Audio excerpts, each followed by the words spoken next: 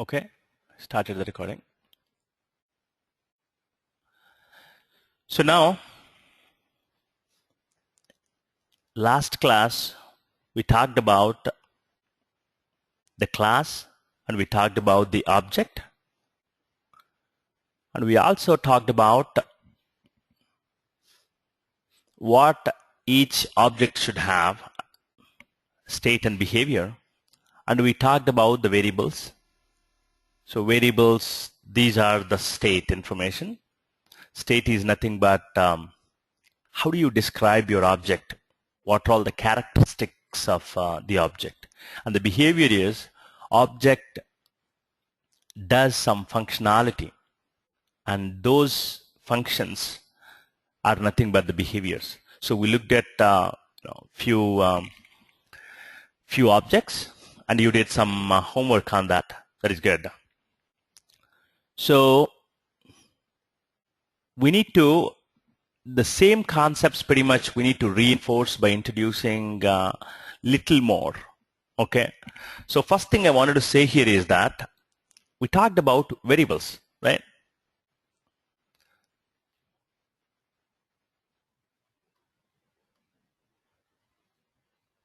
For state.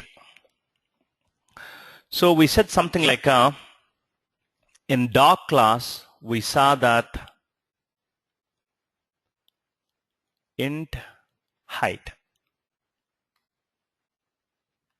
and then string name, of course, semicolon, right? So this is how we declare the variables. And as I said, when you create the object from a class, when you do dog d equal to new dog,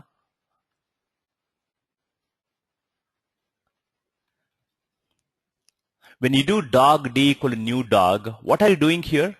Every time you are using this new operator, you are creating a new object from this particular class. You are giving life to a brand new object. Okay? Dog D equal to new dog, dog D2 equal to new dog, dog D3 equal to new dog. So we created 3 different objects from the dog class.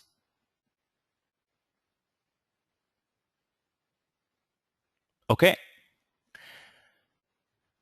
In fact, from the dog class, we are creating 3 different. So I said that dog class is a template.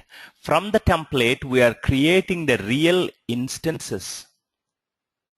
From the template, we are creating the real instances or real objects. So this is the real instance. This is the real. This is just a template.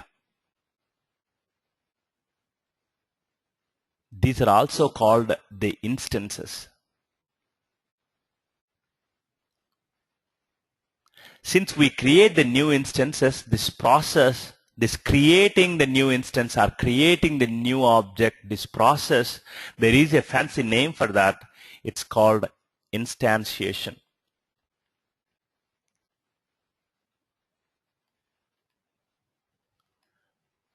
It is called instantiation. So in your dog class, you have these variables, these state information that talks about your dog, that describes your dog. So every single time you instantiate a class to get an instance or object from that particular class, these variables get initialized. Meaning, what I mean by that is dog D1 equal to new dog, right? Dog D2 equal to new dog. Now, my point is this D1 in JVM, so in JVM, now there are 2 objects that are created here. Okay? These D1 and D2 are nothing but these are called object references, meaning these are the remotes for the actual objects that are created in JVM. In JVM, a specific memory called heap. You don't need to worry about it right now, so don't worry about it. So in JVM, these two objects got created, and D1 is somewhere here, D2 is somewhere here. D1 is pointing to this object, D2 is pointing to this object. Your class has these variables, height and name. So this object will get height, this object will get name, this object will get height, this object will get name. So these are two different objects, and every object will get a separate copy of these variables. And every single time you instantiate a class, these variables get freshly initialized. Meaning, what did I say yesterday? If you do not initialize, initializing is nothing but providing an initial value to it. There is no initial value to this. This value definitely can be changed, but did we provide an initial value here to the height? No. But compiler provides it. The initial value to height, because of the int type, all the int gets initialized to 0, and all the strings get initialized to something called null. Null means nothing. It is a Java keyword called null. So your height gets initialized here, your name gets initialized here. So you'll have a height 0, name null. Again in D2, your height gets 0, name equal to null. Let us say using this remote you changed or you gave a name to this dog. You said that how do you assign a value to this variable? This is how you do it. You take the remote D1 dot and your variable name, right, equal to, let's say, Tommy. You know what you did? So this is a string.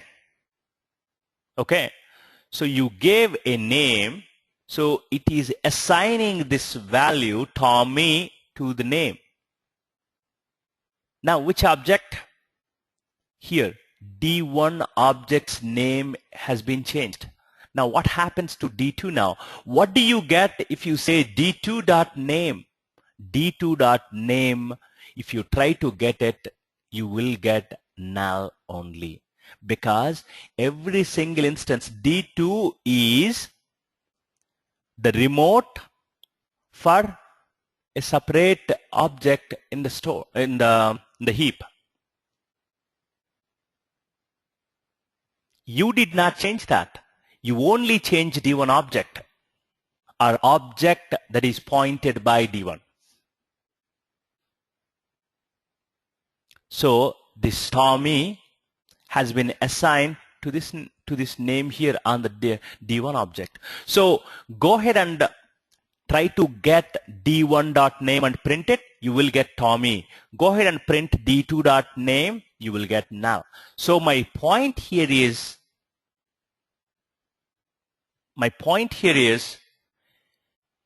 these variables, this state information gets initialized when you instantiate it, and every single instance will get a separate copy of these variables. That is why these variables are called instance variables. These are called instance variables.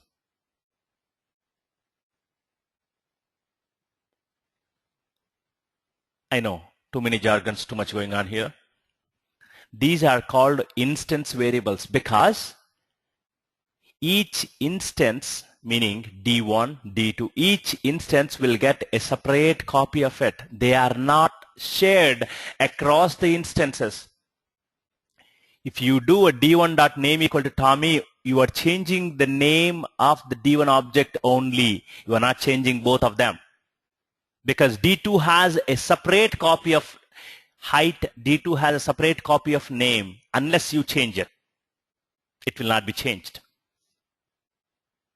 So every instance, when you instantiate it, what JVM does behind the scenes is it will allocate the memory, whatever the required memory, it will allocate the memory to your object. Int takes up to 4 bytes and string takes as much as your disk space.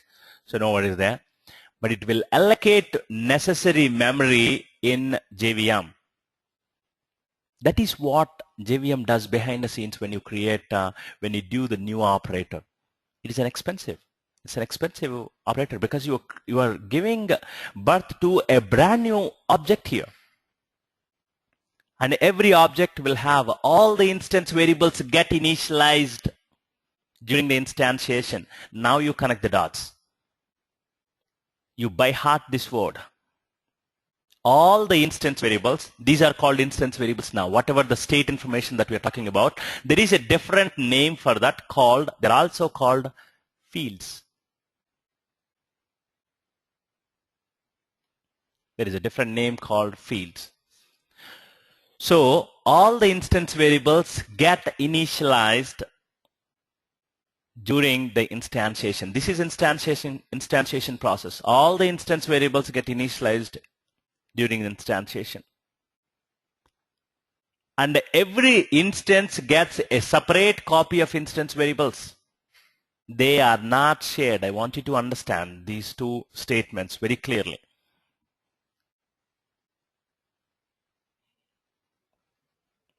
Let me take a second here and see how many of you have any questions or any questions at this point. Let me unmute everybody. Did you understand what I said?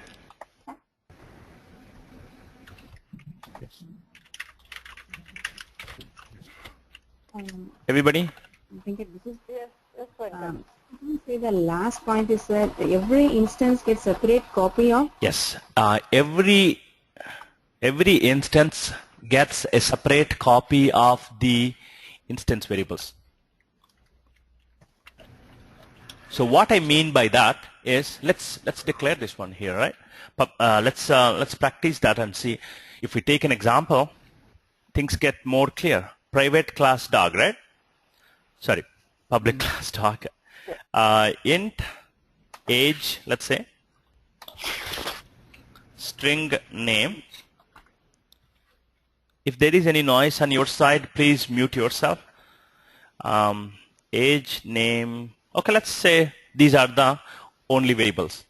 What I'm saying is these are called instance variables. Okay? The reason is, let's dog demo, and I need a public static void. By the way, if I select this one, I'll get public static void main automatically. You don't have to code. Now, dog D1 equal to new dog.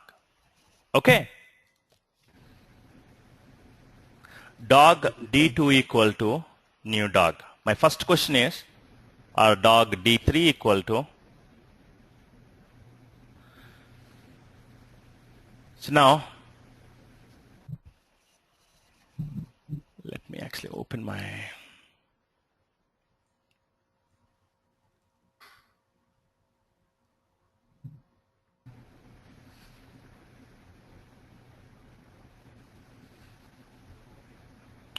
Okay. Now tell me here, how many objects are created here? How many objects? 3 objects got created. Excellent.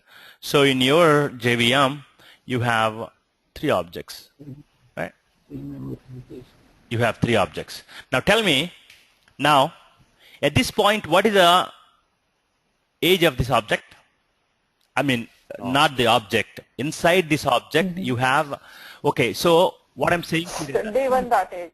every object has, 0, no. every object has, let me make them bigger, okay? Sorry about it.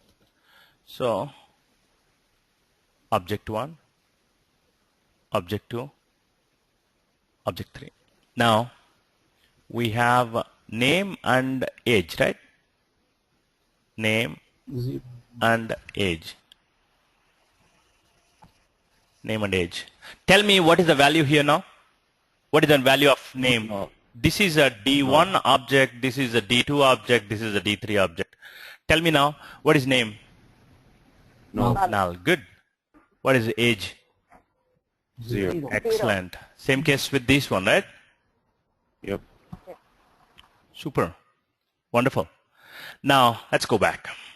Now, I'm changing the I'm now giving age to my newly created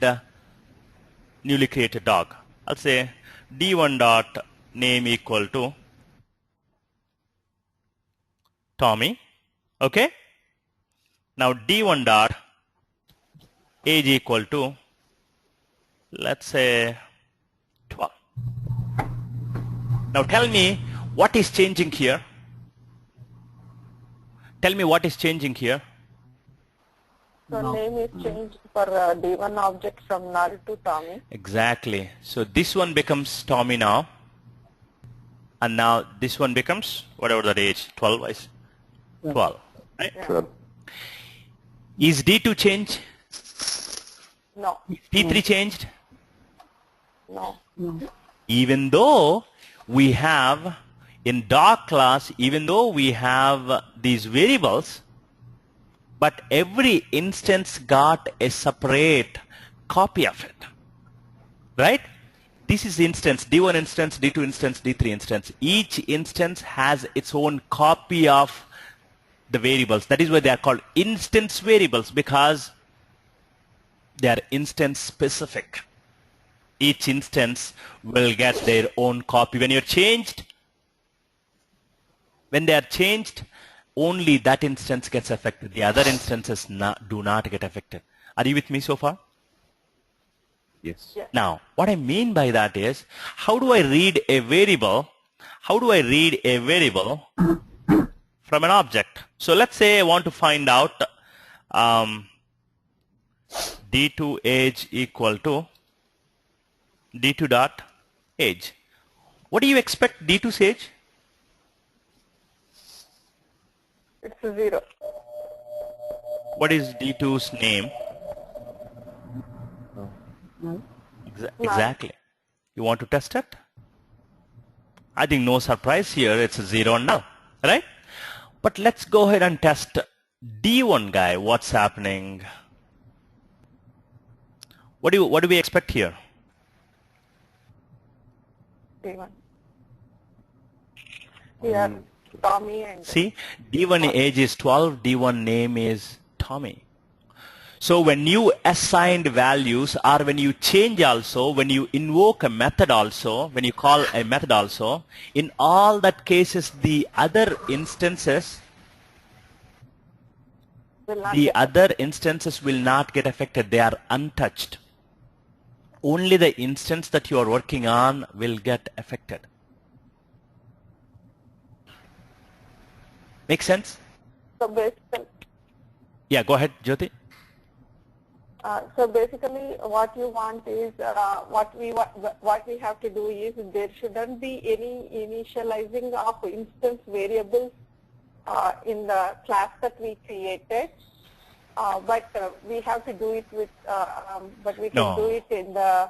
Actually, I'm sorry. That is not my point at all. I'm not saying that. No, I'm not saying that. I will get there in a second. No, but that's completely reverse point. In fact, you can definitely do it. So my point is nothing to do with the initialization. My point is that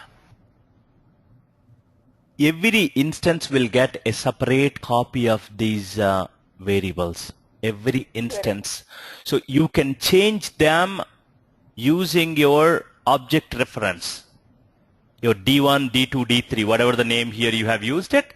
These ones, You can change them using this one. Also, you can get those values. Did we all get it now? Did we all understand?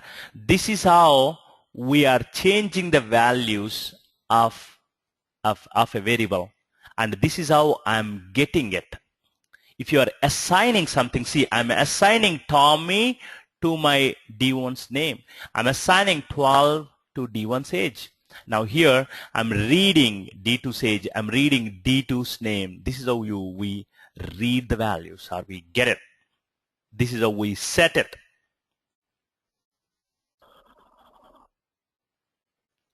Exactly. No dependency between these objects when it comes to these instance variables. Every instance will get a separate copy of it. That's all. That's all I'm saying. Since you did not initialize, now let me extend my second point. Since you did not initialize age and name, your compiler has initialized it. Now let me extend one more point here. If you initialized it, meaning, let's say I want, in your template itself, you are saying that, see, when you create a template to build the houses, to build the homes, you can say by default that,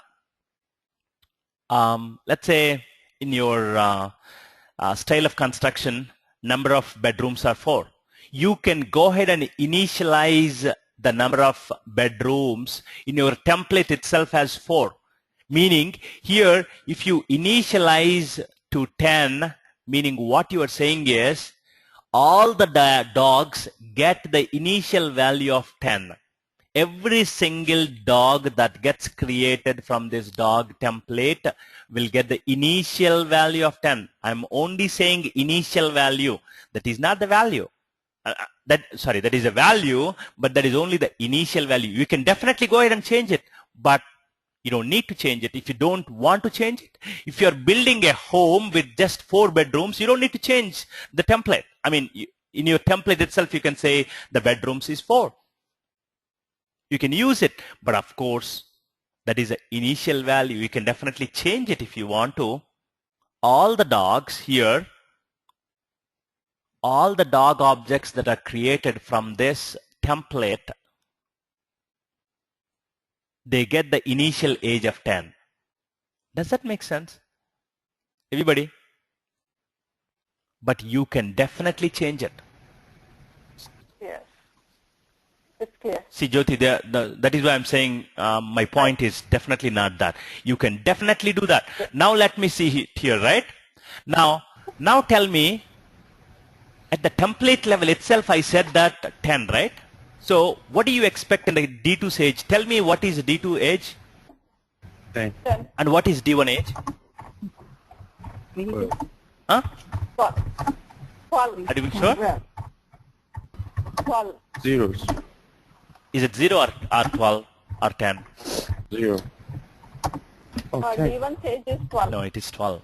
The reason is, the moment you do this one, buddy, here, D1, right? The moment you executed, JVM executed this line of code, D1 also got the age of the initial value 10.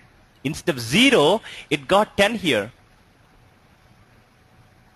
Instead of 0, it got 10 here. Ouch. Instead of 0, you got 10 here. But you changed it. It got initialized to 10, meaning it got the initial value of 10, but you changed it after you changed it. That's what you get it. Go ahead and run it and see what happens here. So D2 got 10 because it was never changed it. It's the initial value. But D1, you changed it. Let's say you comment this code.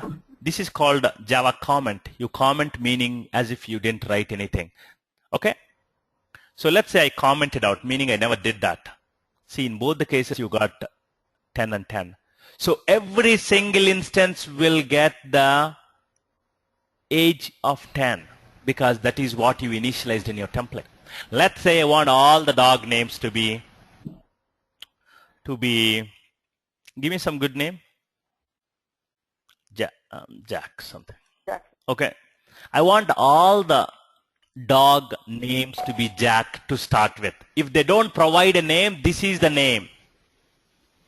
If they don't change it, this is what every dog comes with it in my dog factory, or this is my dog template.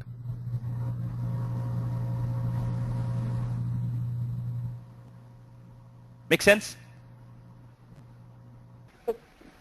Changing of the variables that we need to do is in the object reference only, because every object reference has its own set of variables in the Exactly.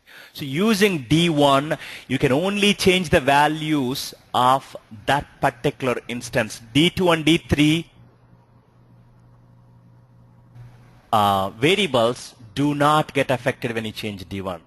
I think we're all on the same page. And that is why these are called instance variables. These are called instance variables because they are instance specific. Each instance will have a separate copy of it. Did you get that, Oman, now? This is Jyoti. Yeah, Yes, we got it because we were trying to do something within No, earlier, Uma actually was itself. little, she asked me, can you repeat that last? So, Uma, did you get that now? Yes, I'm hearing. Wonderful. So, Jyoti was speaking and I'm sorry. Jyoti, you can go ahead and speak now. And Ravi has a question. We'll talk about it. No, now I know what is your concern. Looking at our calculator. Okay, we'll get there. Let's not even worry about it. Later, it's a several classes down the line. Don't worry about it. But no, what I'm saying is I understood. Okay. What is your point? Okay. Deshkan is saying if you assign a value in dog.java, that value will applicable for all objects. Exactly. So because you are providing an initial value in the template itself, so every single object that is created from that template will get it. But once that object is created, you can go ahead and change it. You can definitely go ahead and change it. D1, and I don't age 10, I don't want it. And see here, I changed my name here. By default, I'll get Jackie now. But I don't get Jackie for my D1 because I changed it. See, D1 is Tommy because I changed it, and 12. But since D1 did not do anything about it, D2 did not do anything about it, it's 10 and Jack remained like that. So Ravi has a small question. Sure, Ravi. Go ahead. Unmute yourself. And yeah. Hi, Venkat. Just for example, if we in dog Java, if we declare any value for any objects there, right? For example, int age is equal to 10, it is applicable to all the things. But if we have to change only for one should be different and the other two are should be same, but still we have to do the same in dog demo.java. Or okay, can you repeat? Can you repeat one more time? Sorry. For example, in dog demo.java, there are three D1, D2, and D3. Right. But if we want to have same names to D2 and D3, same values to D2 and D3, and D1 should be a different one. Is it possible initiating it in dog.java and changing it in dog-demo.java for only D1? Exactly. So what do you want? But don't think about D2 and D3 only, Ravi, here. Okay? What you need to ask when you design your dog.java, see, dog-demo is your test. You are just testing to see if it works properly or not. That's all. Are you with me? Okay. Yeah, I got it. So dog demo is nothing but your test class. You are checking how it works. I just want to demo how things work. That's all. But this is the most important class. This is your real object. So when you design this class, the way you need to ask yourself is, hey, not only you don't want to restrict yourself to D2 and D3. Tomorrow, 100 objects could be created. What do I want to give my age by default? By default, Meaning if they don't change it, what do I want to give it to start with? Later they can change it, we all know that, Ravi. But what do I want to give it to start with is what you need to ask yourself a question. Yeah, because what I'm trying to understand is, for example, in like when we are creating it, because you told that there will be an individual memory block allocated to each and every You got object. it. For example, You got it. D1 will have an individual, but to use the memory more efficiently, why, for example, D1, D2, D3 got same names and same age, and D4, D5, D6 got a different age and like individual objects. Right. Why can't we put everything in a same memory block, and because they all have a same names and ages? No. Every that's a good point, and I can't answer it right now. Okay, there is if you have such situation, there is something called static variables, that those are shared across all the instances. They're actually shared differently. Everybody will have access to it. I don't even go there yet, but the takeaway point for now is that every object will have a separate copy of these instance variables. Even though your D1, D2, D3 have one value, D4, D5, D6 will have a separate value. Why don't I put it separately here and have these objects shared so that we can save some memory, is Ravi's point. But it doesn't work that way. The main reason is your design going to, is your world going to stop with D6? What happens? Do you know what should D7 do? Do you know what should D8 do? You keep in mind, this is your template. With this template, you can create millions of objects. What do you know what is going to happen 10 years down the line? You understand and design that this is your template. From this template, a real instance can be created. That is why a separate object, every object will have its own memory. Every object will have its own copy of the variables. That is why they're called instance variables, because every instance, they are actually instance specific. Ravi, on the same page? Yes, exactly. Thank you. So, thank you. Yep, no problem. Beautiful. So I think I'm hoping that everybody is familiar with how to change a value of an instance variable like this. So you are assigning a value to your variable. You are assigning a value to your variable. And this is how you read it. Just say d2.age, and you're printing whatever you just read. You're printing whatever you just read. That's all you're doing. And by the way, these are called instance variables, and these are also called fields. These are also called fields. That's it. That is why in your Java compiler, sometimes you will see, let's say I have a d2.ag, right? AG cannot be resolved or is not a field. It is not a field, meaning, I'm sorry, I don't find an instance variable called AG. That is what your compiler is saying, if you have a typo there. So field is nothing but the same as instance variable. Anyways, that is good. That's about instantiation. And this is where all the real thing happen when you use this new operator. This is your new operator. So when you use the new operator, a brand new object is getting created. A brand new instance getting created. And keep in mind, these D1, D2, D3 do not get confused. These are not the real objects itself, but they are a way to communicate with the objects. So these are the objects. This is the big object. This is the big object. This is the big object. Okay? So D1 is here. D2 is here. D3 is here. These are the remote controls, and these are called object references, meaning these are not the objects themselves. Objects are created in memory the moment you did new dog. In heap, they're all created. Somewhere in JVM, they're all created. But now, there is a name, D1, right? This is called object reference, meaning it is referencing an object here. So D1 is pointing to this one. This is the remote control for this object. You need to change something in the object, use D1. Now D2 is the remote control for this object. D3 is the remote control for this object. You need to change the age of D3, then you need to use the proper remote control, D2.age equal to 25. Understand, everybody? And you need to call a behavior on it.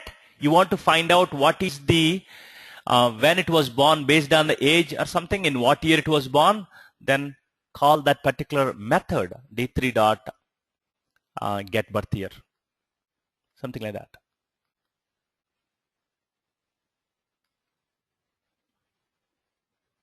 You're use the appropriate remote control to get or set the fields or to invoke a method. This is a calling a method or invoking a method.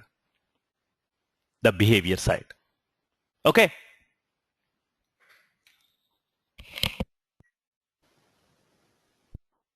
I think that's it about these fields.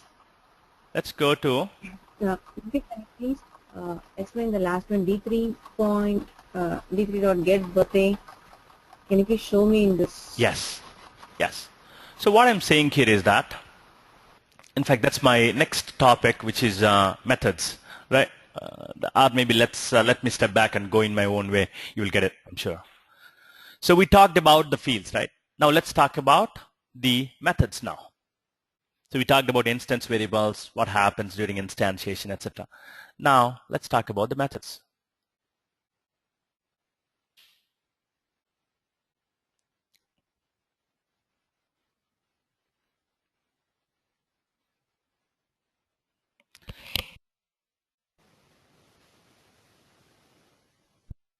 So as I said, methods are nothing but the behavior on your object. So if you want to call a method, you will use this dot notation. In fact, to set or to read a field or instance variables also, you will use this dot notation, D1 dot age. This is the dot notation. Okay. This is how you get the value of age, or this is how you can assign assign 25 value to age. This is using the dot notation. Similarly, we talked about the methods, right? We talked about the behavior. Okay.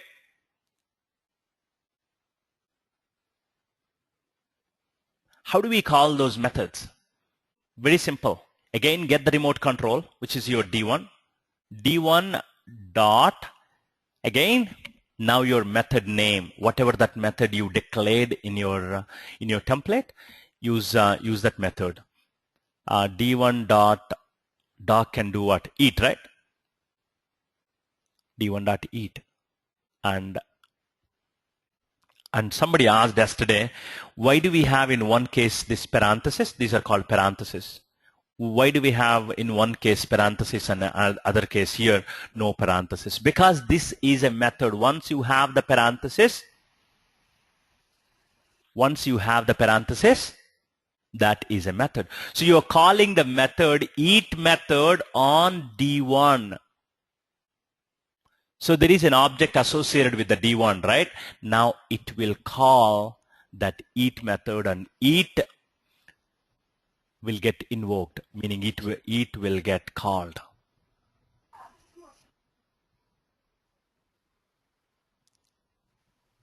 Agree? And if you want to see this one, okay, let's say that eat, you want to give some input to eat. So I want you to understand this input concept here. You want to give something to a dog to eat. I will say D1 dot eat. Let's say I want to give a bone here. See, I want to pass something. When I call this method, I'm the caller. I'm the one who is calling the eat method on this object here, right?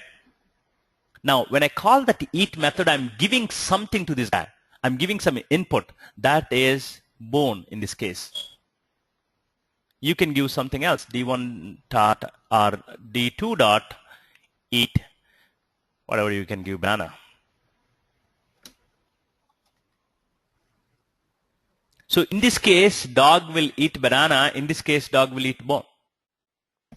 So you can pass some input to that method so that your method can behave differently based on what you provided. If you provide bone, it will eat bone. If you provide banana, it will eat banana. So you are changing the behavior, right? Even though it is the same method across all the objects, but it depends on what you have passed. Are you guys with me? Yes. Is it really complicated? Yes. No, not All right. that complicated. Let me see, somebody saying something here. Deshikan, Madhavi, I have some problem in audio connection, so I can, okay. That means d1 dot age is reference field and d1 dot eat is method. d1 dot eat, this is a method. You're calling a method here, and this is field or instance variable. Yes. So these args in the method are local variables. Let's not get to local variables yet. Local variables is different actually. These are what you are passing actually. They are called method arguments. There is a special name for this. These are called method arguments because you are passing something to your methods, right? Okay. Now let's look at how you can change the behavior. See, at the template time, what you want to do is, you want to say, my method doesn't return, so I say void, and I'll say eat, okay? And string food. So see here, at the template time, when I write the template, when I'm designing my dog object here, I'm saying that this should have a method called eat. This should have a method called eat. And then I also want to give an option for the caller to supply what food this can eat. So, hey, you tell me what you want me to eat. Are you getting it? You tell me what you want me to eat. So now I'll just say something like this. I'll say name. So whatever my dog name is eating, okay, food. Don't worry about this one. So what I'm saying here is that I'm using my variable here, okay, whatever the variable here. So whatever the value that is assigned here, by default it is Jack, but you can change it to Tommy. So now you can say Tommy is eating. This is just a standard string. Tommy is eating, and whatever the food that you gave it to me, I just wanted to print it. That's all I wanted to do. So now let's take a look at it. So we got the D1, right? D1.name, D1.age. Now let me invoke this method. D1 dot, I'm asking D1 to eat now, and I'm giving bone here. Okay.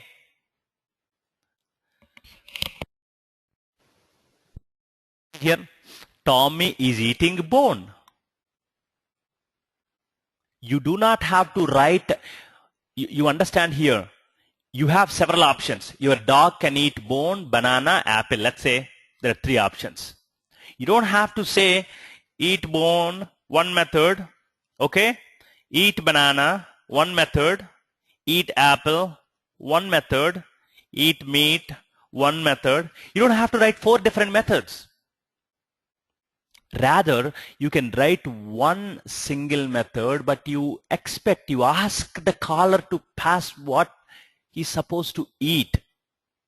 So you're being flexible here.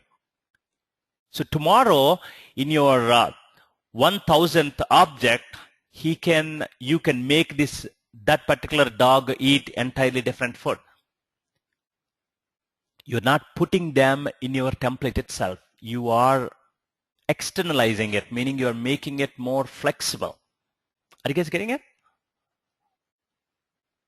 So this is your input based on the input. Now, let's say D2, right? Let's say, I'll say D2 dot eat. I'll say banana.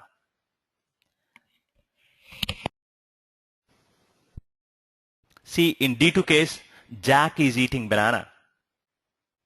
Okay. In fact, the interesting part is I want this to be understood here. Forget about this. That's okay. Forget about this D3 to start with. Let's say I want D1 to eat first. Okay. See here. I just created D1 object. I created D2 object, and I want D1 to eat bone. Can you tell me what kind of input do you get here? Do you get Tommy is eating bone or Jack is eating bone? No. Null is eating, D1 is eating bone. It's a D1 value is null over there because it's not yet initiated right at that time. So D1 you think D1's name is null? Let's take a look at it. Do you think D1's name is null? Yes. Look at it and tell me. No, Jack is it. Jack is what we are initializing. So every single object, the moment you do it, you will get Jack and you will get your age gets 10. Unless you change it, they are the values. So when I say D1 dot eat bone here, now at this point, this guy's name is Jack, this guy's age is 10. When JVM calls this one. Okay, so it will go ahead and print it. After that, you are changing the value to Tommy and you are changing the age to 12. Now you ask the same guy to eat it. Now he will say, Tommy is eating bone. Take a look at it. First, Jack is eating bone, and then after you changed his name and age, now it is saying Tommy is eating bone. Because at this point, the object state is that the name is Jack, age is 10. But after this got executed by JVM, now you change the name, you change the age. Now when you call eat, because by the time you are invoking this method, the name of that object is not Jack anymore. We overrode that. Are you guys with me? It's an important concept. Yes. I mean, it's a simple concept, but it's important. I wanted to say it's done in a sequential fashion. Because when you call this one, your D1 has a name of Jack and then age 10.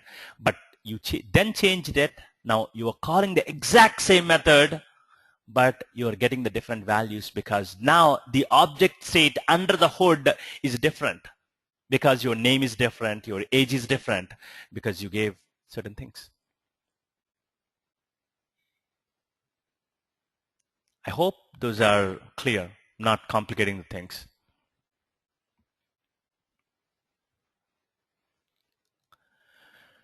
Wonderful. So that's about the methods and input to the methods.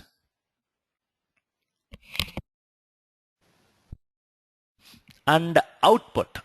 Let's talk about the output.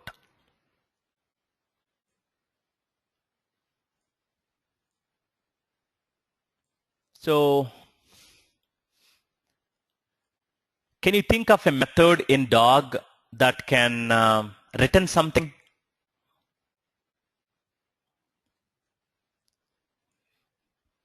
Can you think of a method?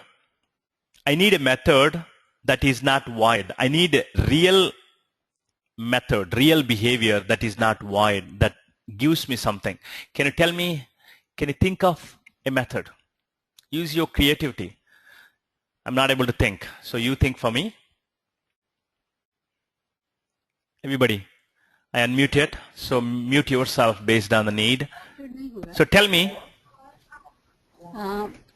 Can dog run?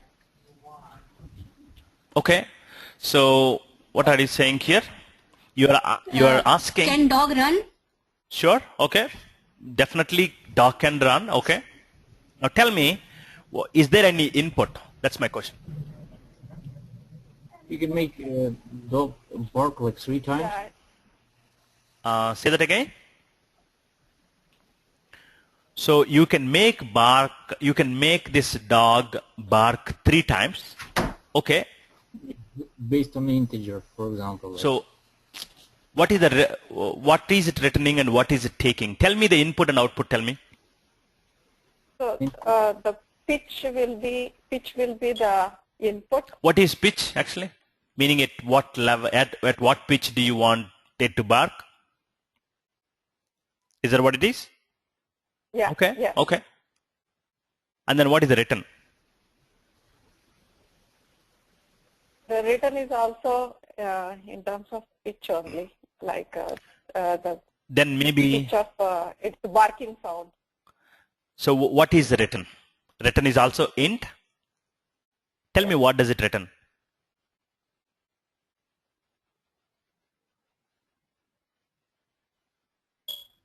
Don't return just for No, the it's sake. a string, right? Don't return just for the sake. What is that string? Tell me, what does it do? Real object design. I asked the same question a guy with 10, 12 years of experience also. I asked the same question and they asked me the same question.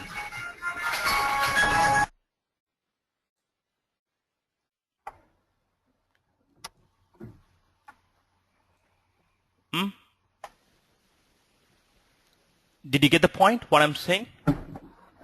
So object design is not easy. You didn't get the point. So what I'm saying is, there is no right or wrong answer. I'm saying this is how we have to think. You know, people who have some background noise, please mute yourself.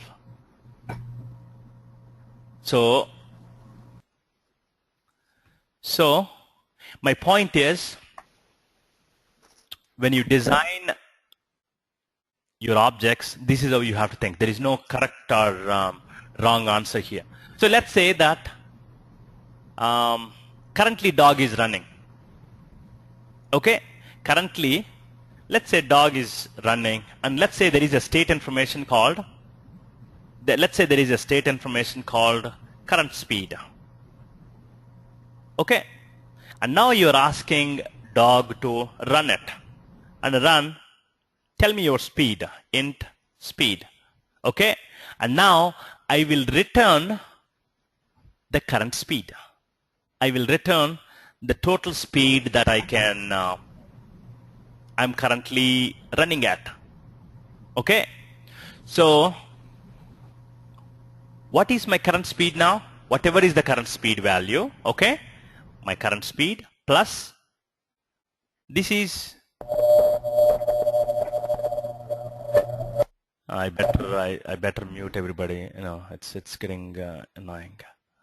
Okay, so current speed plus whatever the speed that you give it to me, right? Now I'm returning back that sum to everybody. Make sense? So if this dog is currently running at 10 miles per hour and you want it to run 5 more miles, okay, then you are returning the total current speed, which is 15, right? But actually you don't have to return also. There is one more way to do it. Can one of you tell me, is there another way to do it?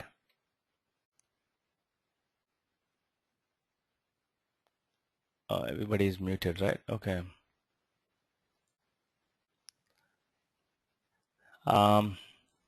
So did everybody get this one?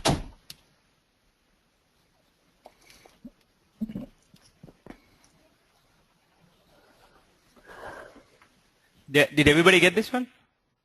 Yeah.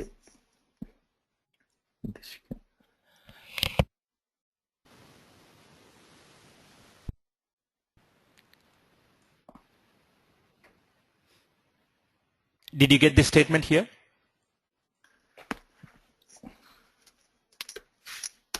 Yes.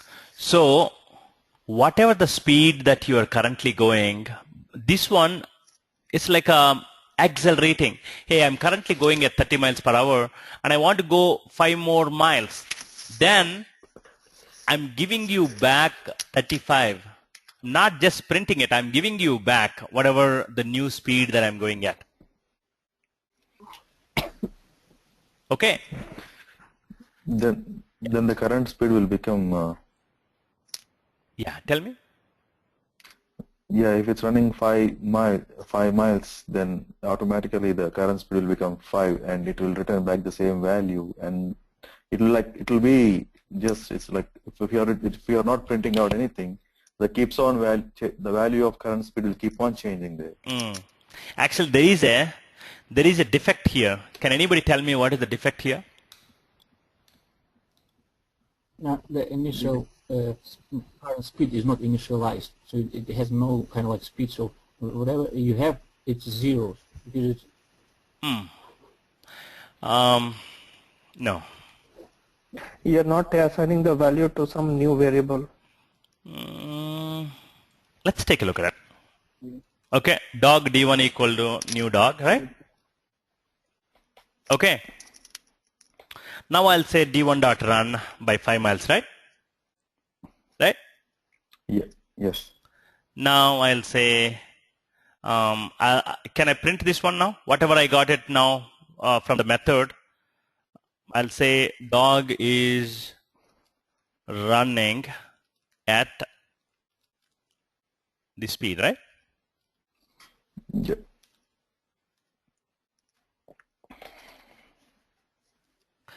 What kind of answer do you get now? What kind of result do you get now? Dog is running at 5 miles per hour. Is this right? Is this right? That is right, but the problem is the current speed is not vindicated. We need to initialize some value to the current speed. Why? Here, to start with, every dog, the moment you create the object, dog doesn't start running, right? Yeah, At current this speed will be point, zero. all of you understand one thing. At this point, the moment I created this object, the current speed of the dog is 0. It gets initialized to 0, which makes sense. So first time I ask it to run 5 miles, it is running. This is perfectly fine in my opinion as far as the initialization goes. But the bug comes now here. Let's ask. I want to make it run 10 more miles per hour. I want to make it 10 more miles per hour. Oh, dog is running at 5 miles per hour. Good. And then dog is running at 10 miles per hour. What is this? I'm asking it to run 10 more miles per hour, right? That is our intention, right? That means it should become 15. Exactly. But it's coming How come 10. it is not 15?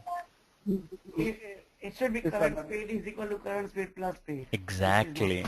So you are calculating the new speed and giving it to him, but you are not making that as your current speed. You are not changing it, right? So this new current speed, are you guys with me?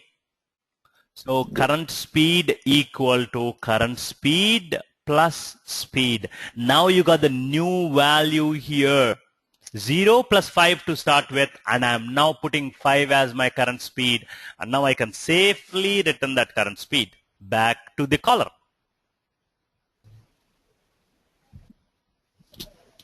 No, it's nothing to do with the initialization, Yuri. Did you get the point now?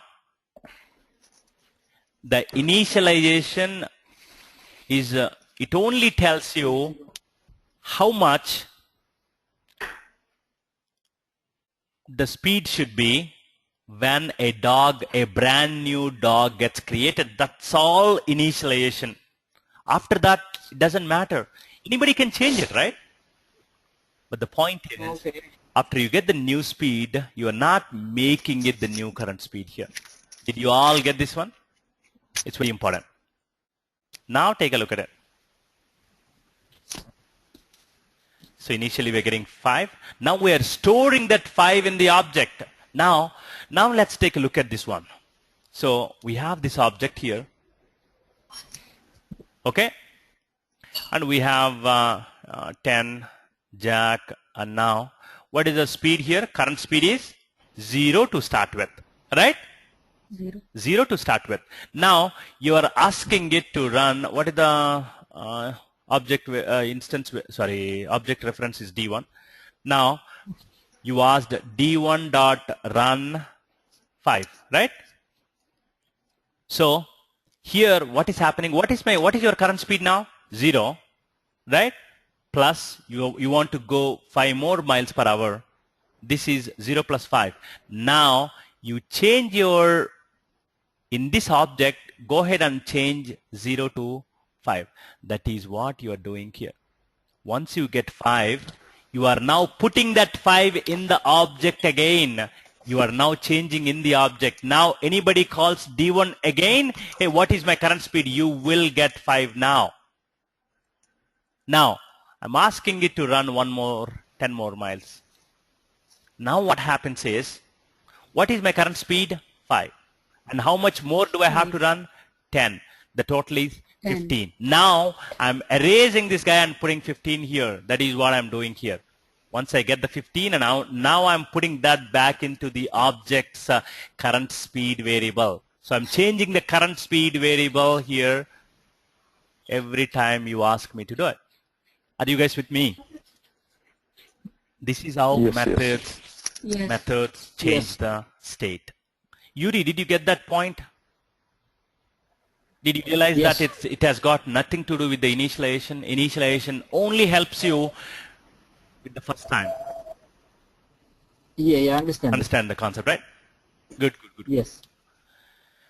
So, and did you also understand the void return type? Did you also understand the return type void? Meaning if your method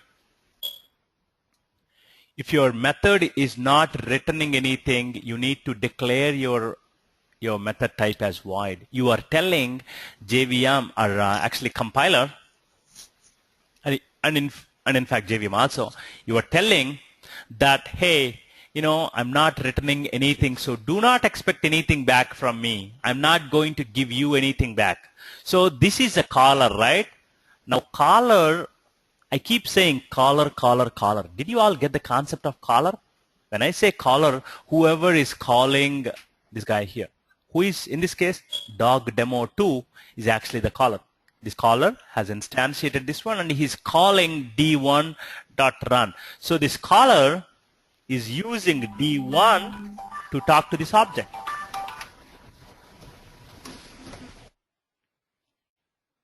This caller is using D1 to talk to this object.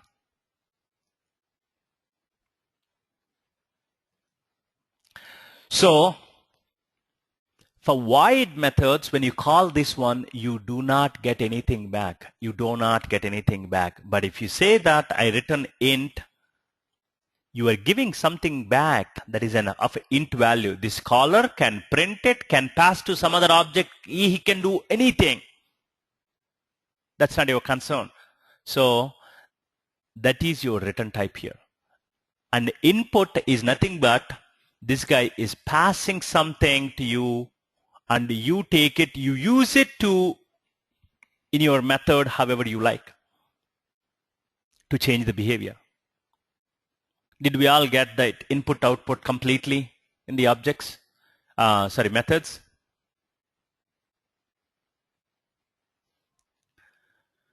Okay.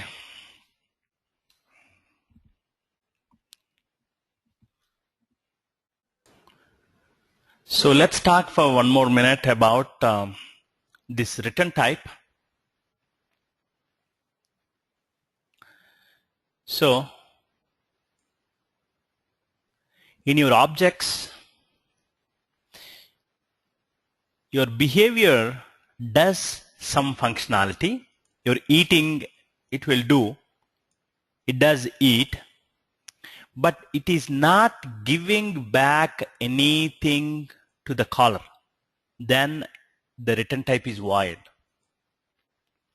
But here in the run, I'm doing some functionality and also I'm returning something back to the caller. So caller can get what I'm returning. He can capture it. It's an int, right? So what caller can do is when I say d1.run 5, okay, this d1.run of 5, it is returning something. It is returning of type int. So I can hold it in my variable. This is the caller. This is a different object. Keep in mind, caller is a different object. So here I'm saying that int new speed equal to d1.run of 5. Did you see this one? I called the object's run method. I gave some input. He gave me back something. Whatever he gave me, I put it in a variable. I'm storing it. And now I can print that separately if I want to, or I can use it. I can use it.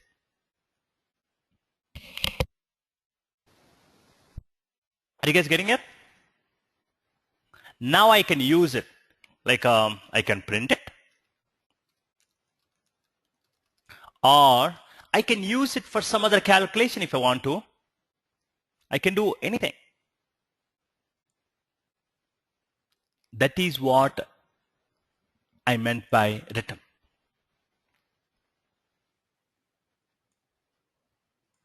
But if object does not do anything, let's say d1.eat. Okay. Now I'll say bone.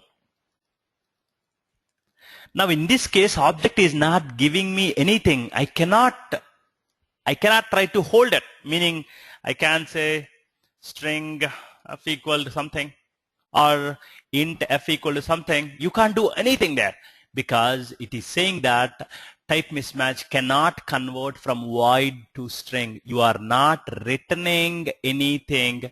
In fact, you are returning void means nothing to string. You can't do it.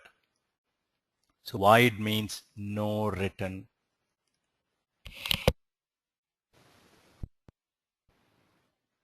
Get it? That is with void and this one. Okay. Now,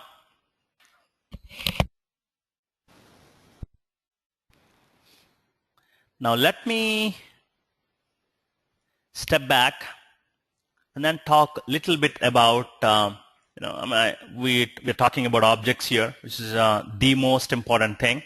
You need to get extremely familiarized here. But let's talk about some mathematical functions.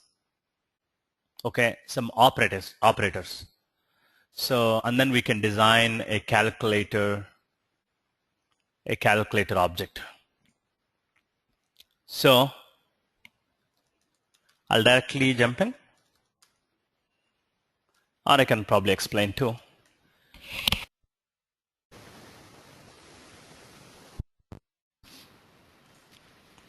Okay, these mathematical operators, right? So, like any other programming language, Java also supports several mathematical operators. So, your plus means addition. We know that. This is subtraction, minus. And then, obviously, for multiplication, we have this star. There's no, you can't use X. You have to use star. Like a 2 times 2 star 3, it gives you 6. And then you can use this division operator, this slash. I think it's backwards. I think it's backward. Backward and forward, I always get confused, but this is the slash. And then this exclamation is not.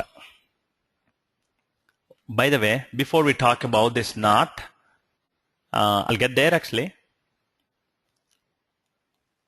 And then there is a percentage operator. This is called reminder or modulus operator. Modulus meaning it gives you the reminder actually. And then you also have these comparison operators. This is greater than. So you ask 2 greater than 3, then it returns false. This is less than, and then less than or equal to, sorry, this is greater than or equal to, less than or equal to, yeah. And we know that this is an assignment operator. This is an assignment operator. Meaning you use that equal to assign a value to a variable. We have been seeing a d1 dot age equal to 5. Then we are assigning 5 to age using the equality operator.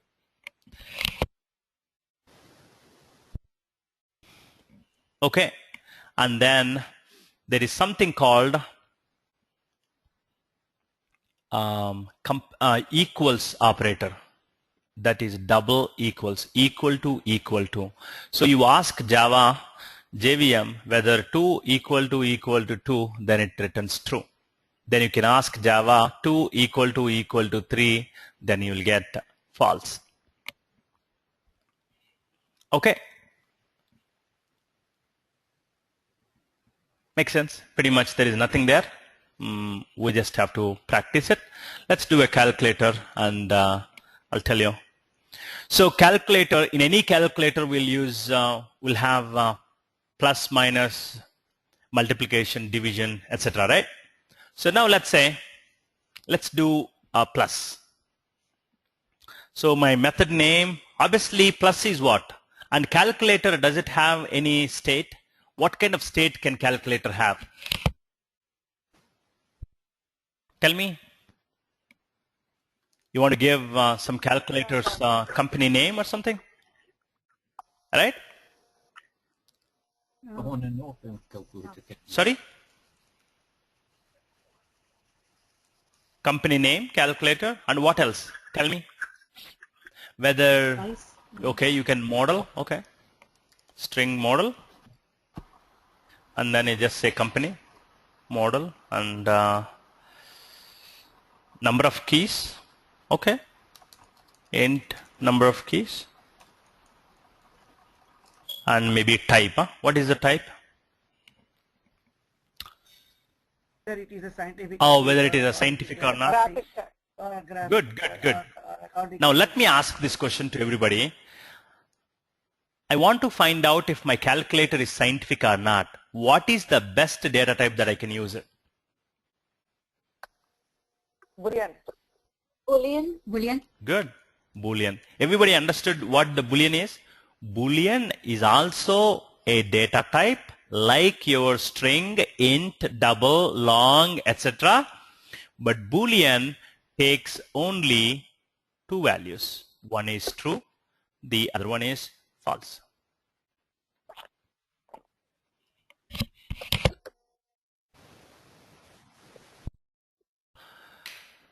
Boolean, what is that? Scientific.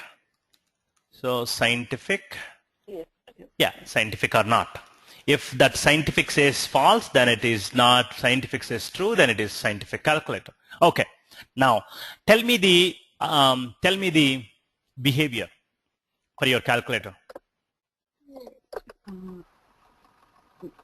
Venkat, before we Add, subtract, multiplication. Someone is saying something. 1 second. yeah, this is Uma. I have a doubt. I don't know. Here you say int is for Integer. integer. Yes. Okay, and when you type a return type there, int is an input or that's also an integer. That's not an integer. Right? The previous examples you said when we return a method. Okay. Here, this is int, right? Yeah. You know what I'm saying here? This is a This is also an integer, right? Exactly. This is also integer. Same thing.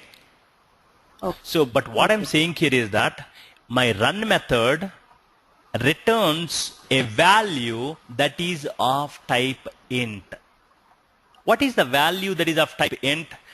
0 is a valid, 0, 1, 2, 3, 4, all the whole numbers. But you can't return a 0.1. You can't return 1.9. This is of the type float and double. Agree? All the whole numbers are of the type int. There are few data types that take the whole number. One is byte. Okay.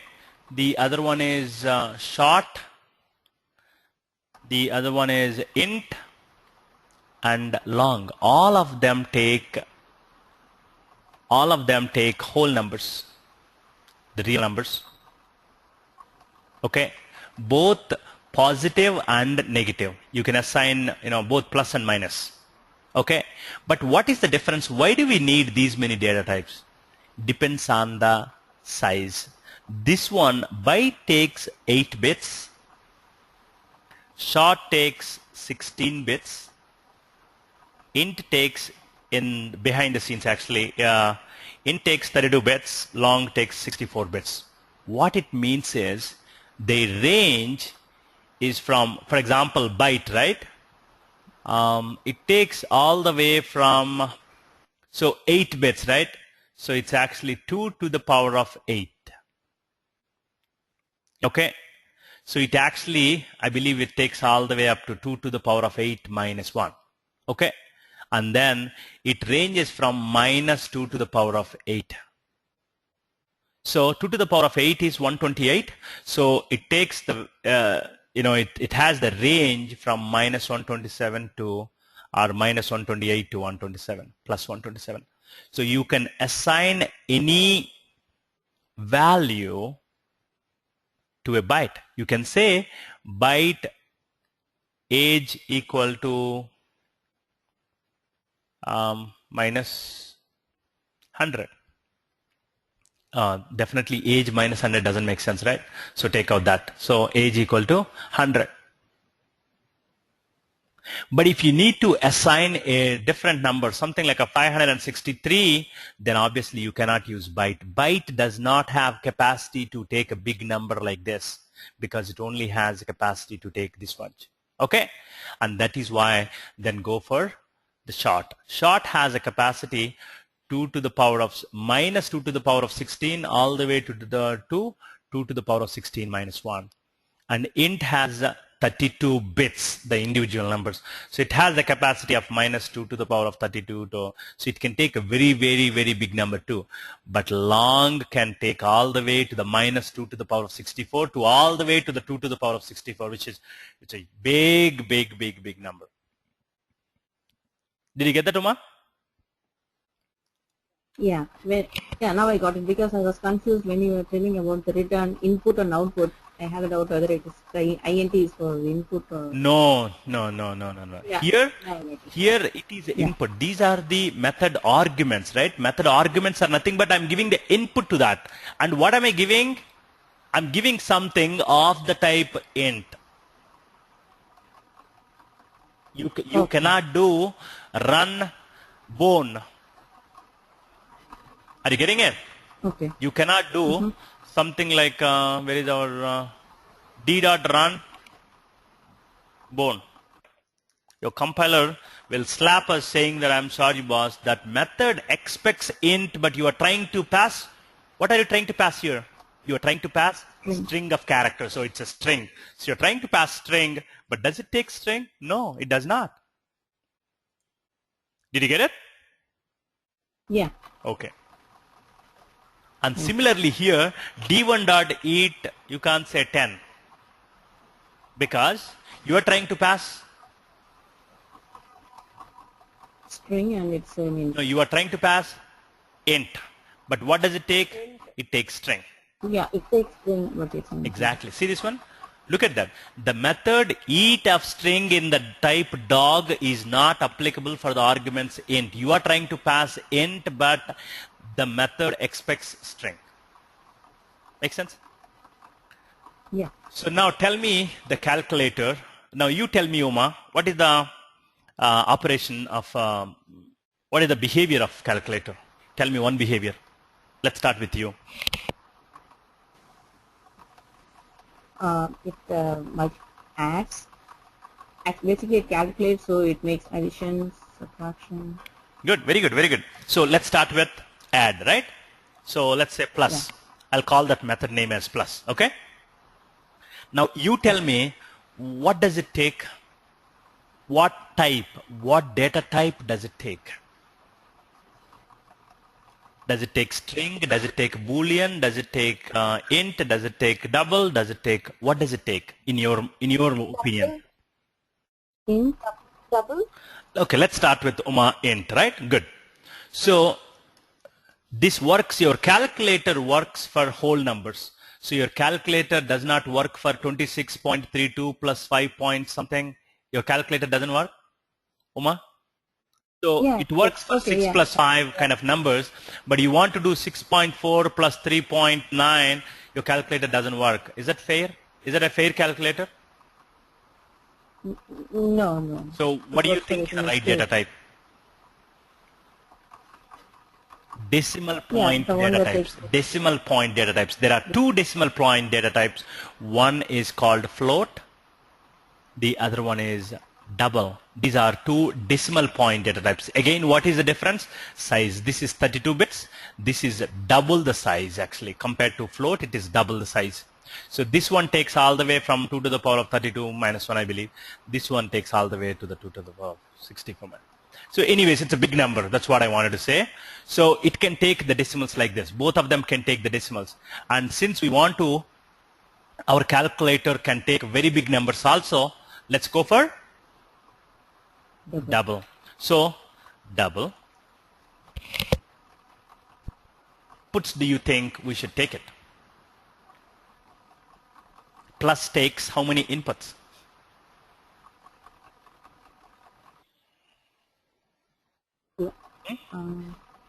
If you need to do a plus, your calculator, how many inputs do you need it? Is one enough? Double number? Is that enough?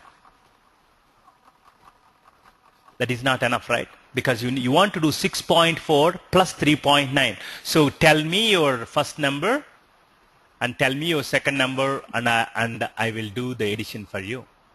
You agree? Yeah. This is the first Only three number, numbers. or I can say number 1, and this is number 2. Right? Okay. And then we will do the addition. You give me 6.4 and 3.9, I'll give you, I'll do the sum and give you back. Yeah. Right? So double number 1 and comma. So what is the second type should be? Second number type. Number 2. Yeah, what type should be? What's that? Is it any? Number 2? Yeah. Oh, it's double number 2. Double comma number. So that is also double. Okay. And do you write anything here? Your plus method, does it write anything to the caller? Yeah, the results. Yeah. What is of the type? Int. Sorry, double. Exactly.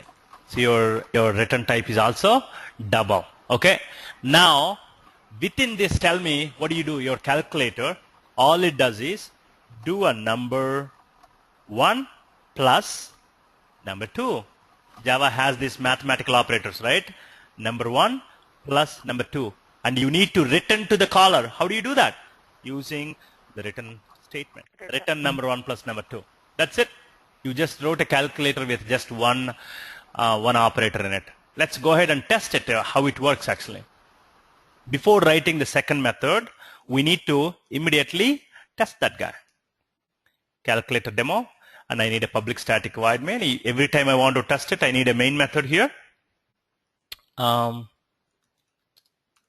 Calculator, C equal to new calculator. Now, C dot, do we have to assign any You can say C dot company equal to any companies. I don't know. I forgot actually. Plus What is that? Cashier. Oh access yes, instrument. yes. C dot model equal to something.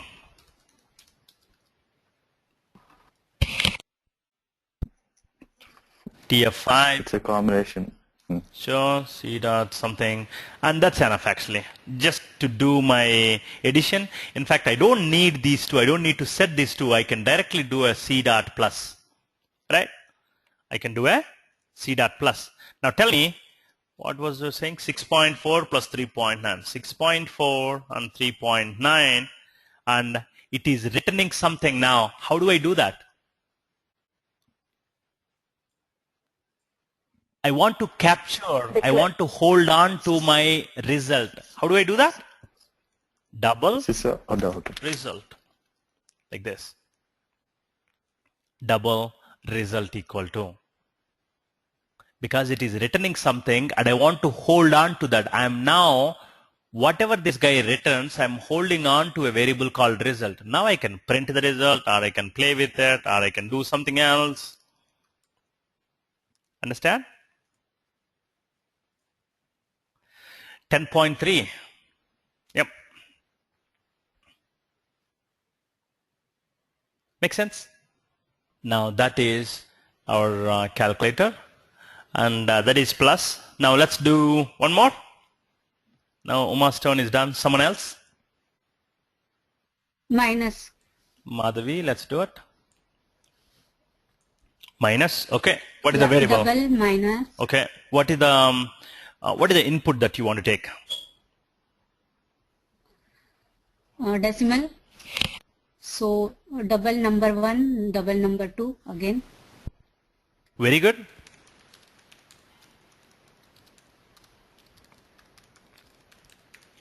Very good. Okay, and what is the return type? Can we do that result?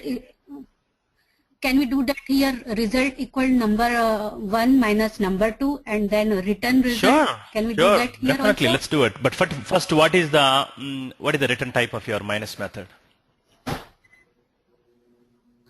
Double. Good. So what she's saying is number 1 minus number 2, you get some result, right? That result, let's store it in a Yes. variable here itself. Okay, double result equal to, and then rather than straight returning here, she wants to hold on to it into a variable and then return that variable. It's the same effect, Yes. but you are writing in one line versus two lines. If this makes you understand better, go ahead and use this one. No problem at all. This is the exact same thing. Okay, but later on, once you get experience, you will not use this one. You'll use this one. But for now, definitely. Now, let's do C dot minus. Now, tell me a number. Minus. A number. 12.87 minus. 8.5. Okay, 8.5. And then you want to capture. It is returning something. You just run it. What Yes. happens? You don't get any result. You only got this one.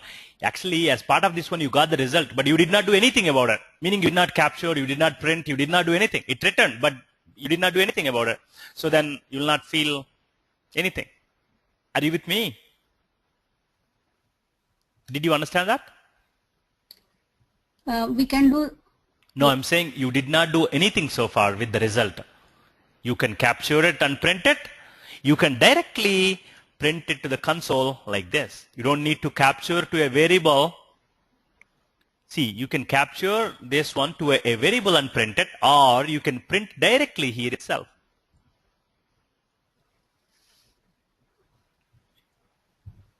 With me?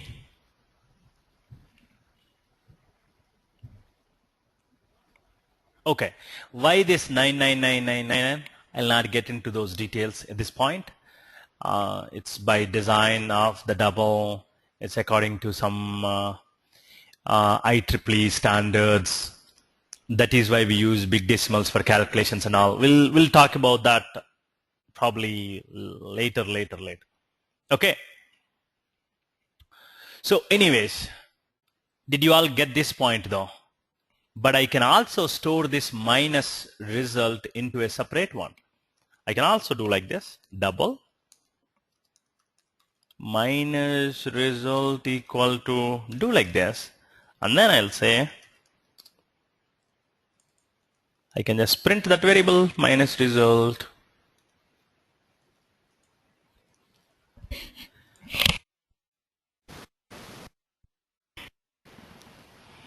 You get the same result. Fantastic. And similarly, you can do plus, you can do minus, you can do times. Percentile? You want to do percentile? Yeah.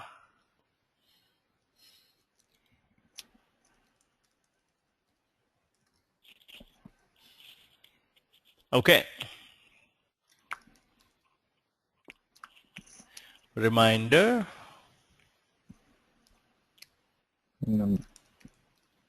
Double number one.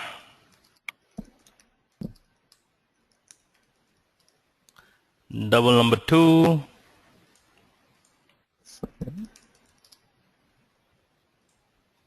You can just straightforward just do a number two, number one, percentage, number two. It's a modulus operator. So and then you go ahead and test it. I'll just do a straightforward, this one, C dot reminder.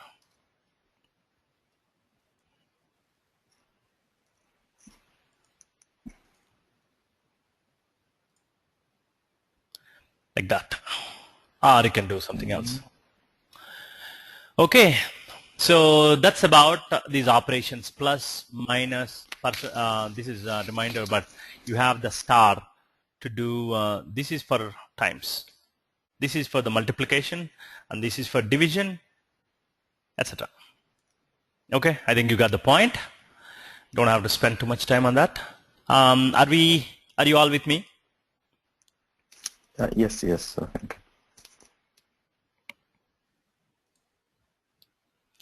Good.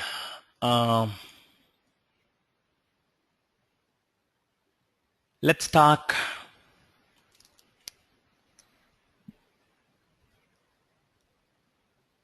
There is something else that I wanted to do it, like these conditional expressions, if else, if and else block, I want to do it. And the loops also I want to do it. But we can do that. We can do that. But I'm just contemplating which one. There is one more concept that I wanted to talk about. Probably more important in my mind is we are still talking about the designing of the objects, right? Okay. And this is something I wanted to put seeds on the very, very initial days. This particular concept is the object to object communication.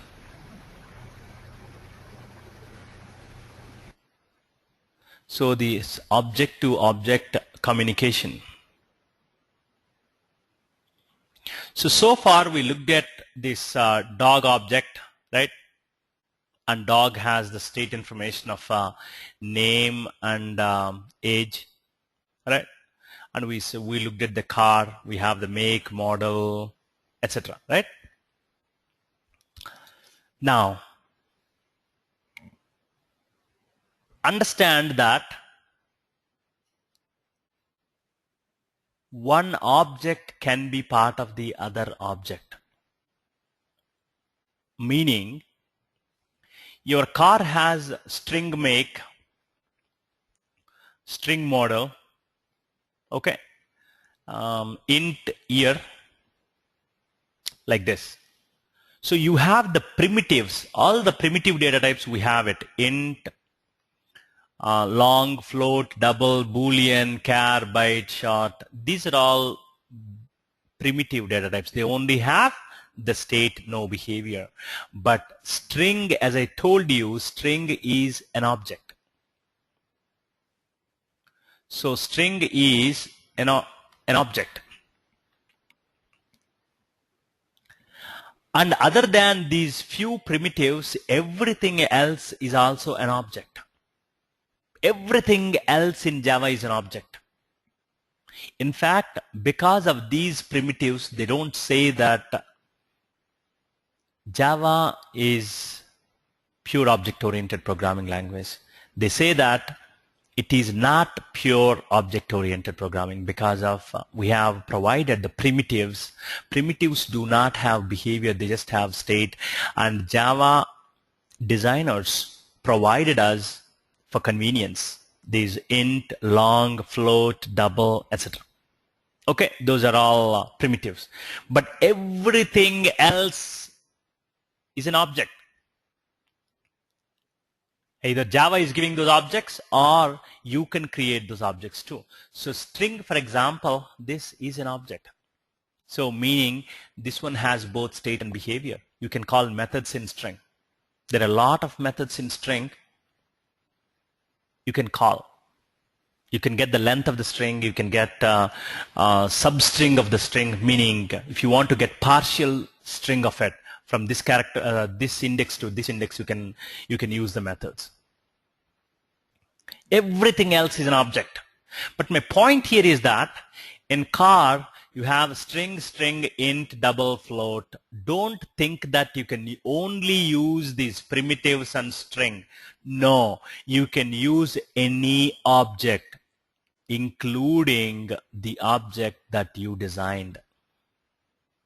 So what I'm saying here is that these objects do not live in isolation.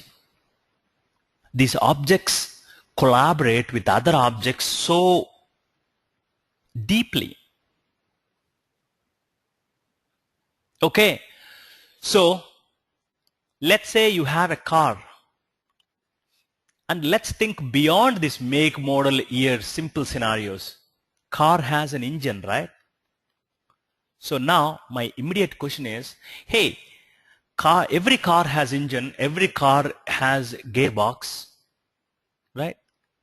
And every car has this body. Now tell me, I ask you this question, so what is the data type of engine? Shall we say string? Or shall we say int? Or shall we say double? What kind of data type it is? Can one of you, who is that? Is it Ravi? Yeah, yes. Ravi. Now, good point. You tell me. So car has an engine, right? So you think engine is a string? Good. So what are the values of engine? Tell me. String can take a value. Start. Sorry? Engine can start, engine can stop. Okay, good. So engine can start. So you're saying the behavior of engine. Yeah, behavior. So you're talking about the behavior of the engine, huh? Yes, yes. Very good. So what Ravi is saying is engine can start, engine can stop, engine can have other things. And you are saying that is of the type string, huh? Yes. Okay. So tell me a value of an engine. Turbo. Engine will have turbo engine or HB, So HP, like if you horsepower. define your engine as turbo like this, okay, who can start and who can stop, by the way? Now car is not starting and stopping. The engine inside the car is starting and stopping. Ravi, that's what your point, right? Yes. Good. Now tell me, if your turbo is your string, okay, how can you do a start and stop on turbo? This is a string of characters. How can you do a start and stop? You are using the object, string object. This is your string. How can you do a start and stop on this string? There is no such method called start and stop in the string.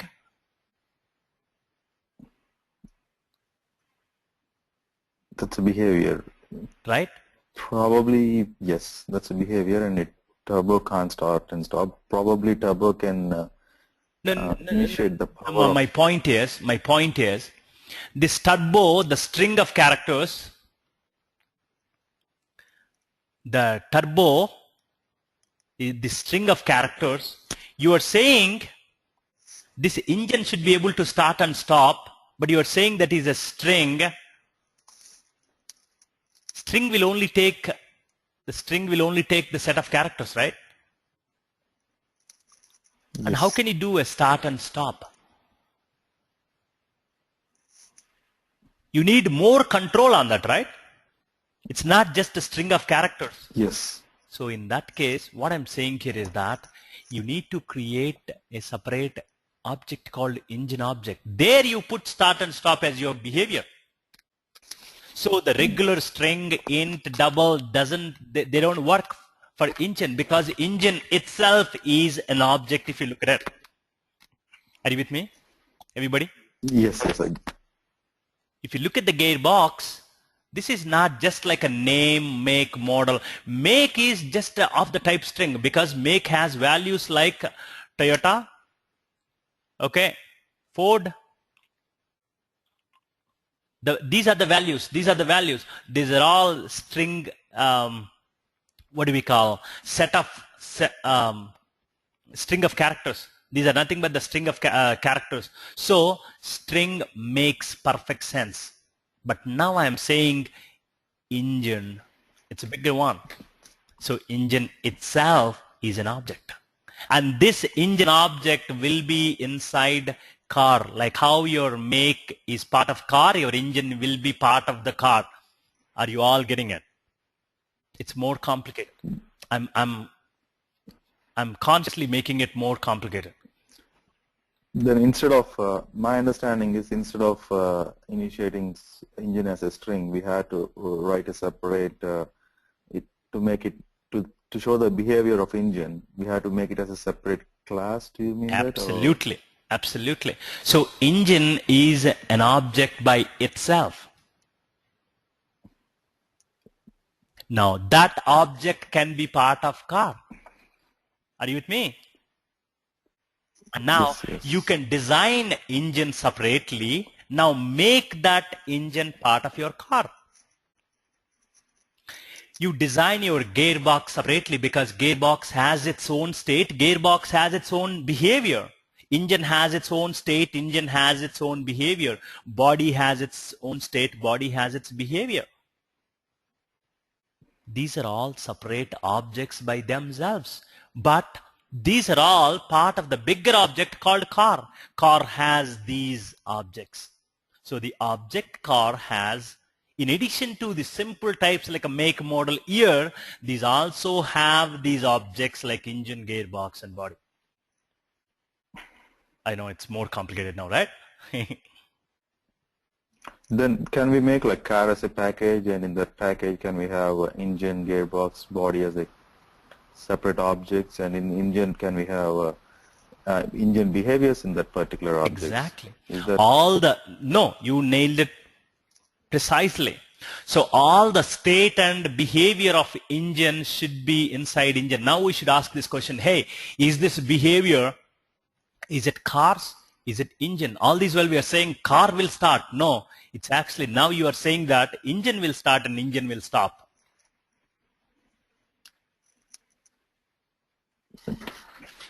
Agree? Yes, yes. It's like individual behavior of each and every object there. But they can be inside a bigger object. They can be inside the bigger object.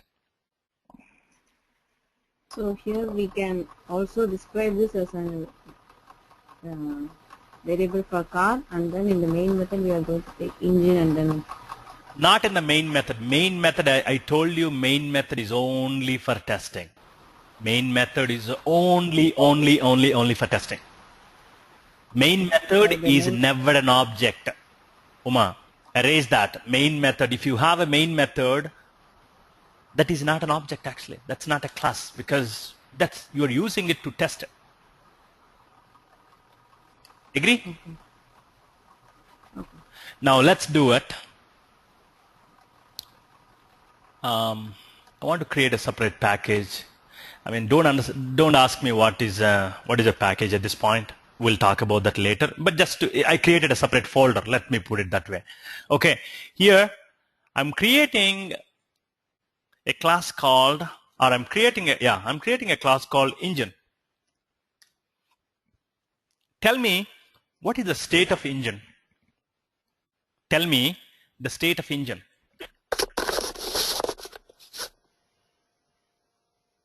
Stop. Has someone is saying HP, turbo, a capacity, I think, right? No, how many HP is that? So that is what I think Ketan or someone else is saying. So it's let's say int, I believe it's int, right? Int capacity, right? Yes. Is it engine capacity, meaning it's, I don't know, what do you call this? It's you can put horsepower. You can put some comment there, measured in the HPs, right? 2 horsepower, I don't know, 460 horsepower, something like that, right? And then you can add size of it, basically 2 liter engine, 4 liter engine. Oh, okay. So int size? Yep. So it's, And then do you think it's a size? Sorry, do you think it's an int? It's actually double. 2 liter. Or it's Yes. Yeah. right? Because it takes 3.64 because mine was old car was 3.6 liter or something like that. So 3.6 liters. Please mute yourself, if you're talking or anything. So, and 4.2 liters, etc. Right? Now, engine has a capacity, size, and maybe it has a company, because Toyota may not manufacture its engines. Toyota may buy other people's engines. Right? What is the type, Ketan? Diesel or petrol? Okay. String type. Okay, diesel or petrol. Now, enough state. Now, tell me the behavior of engine.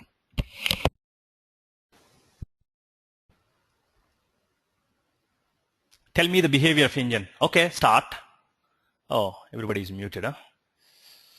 I'm having a hard time today.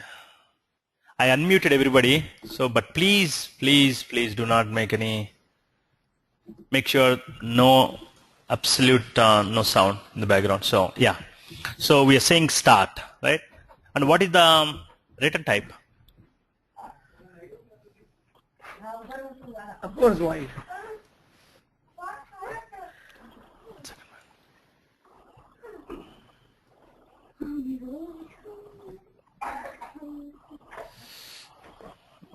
I think I said enough times. I don't know who is having that background noise.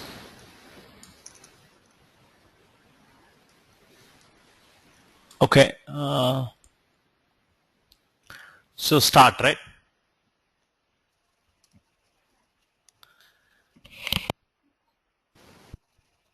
So the start is wired.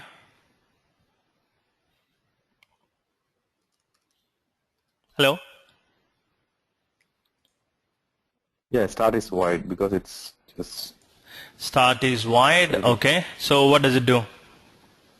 It just prints, or does it do anything more than... It can do more than that, actually. Ideally, it does more than that. Rather than printing, it will actually start the actual engine, right, behind the scenes. But that's okay. We have minimal behavior, engine starting, or started, whatever. Okay, start, and I'm assuming we have stop also, right? Yes. Engine stopping, good. What else? Someone was saying something, Ketan was saying something. Okay, RPM, how is it behavior? Gear up and down, is it part of engine? Gears up and down is part of engine, or any mechanical engineers here who can help us design this better? But anyways, for our little basic knowledge of cars, this is good enough. Okay, car has engine, capacity, size, company type, start and stop is good enough. Now, engine is one object, and now tell me.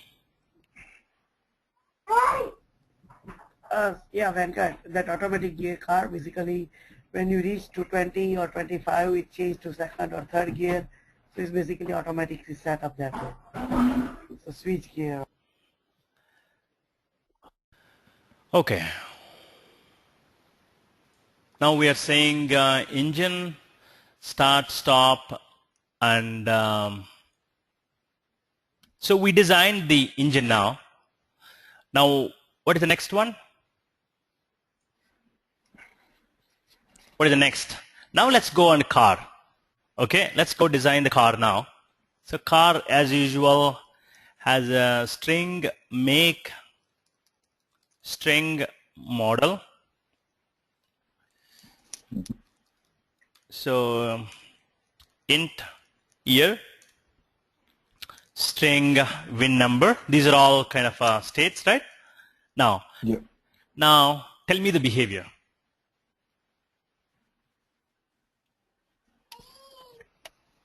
Tell me the behavior. Speed. Yes. Drive. Now I'll tell you the interesting part here. Okay.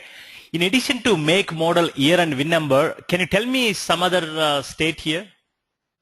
Speed can be a state, as you know, when You car mean is current moving. speed?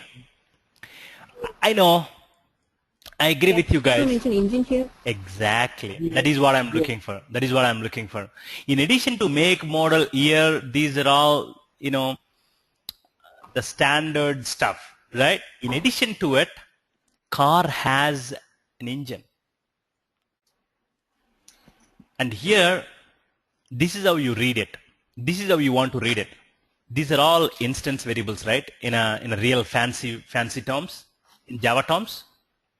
But if you, this is how you want to read it. Car has make, car has model, car has year, car has VIN number. All the instance variables, you can read them as a has a. We call it has a relationship, but don't worry about the words, but you can read like this. So car has engine too. Every time you can answer that car has something, this object has something, it will come as a state. So car has engine, like this. Like how you have a string object, you can have an engine object too. You with me? Okay? Yes, yes. Okay, now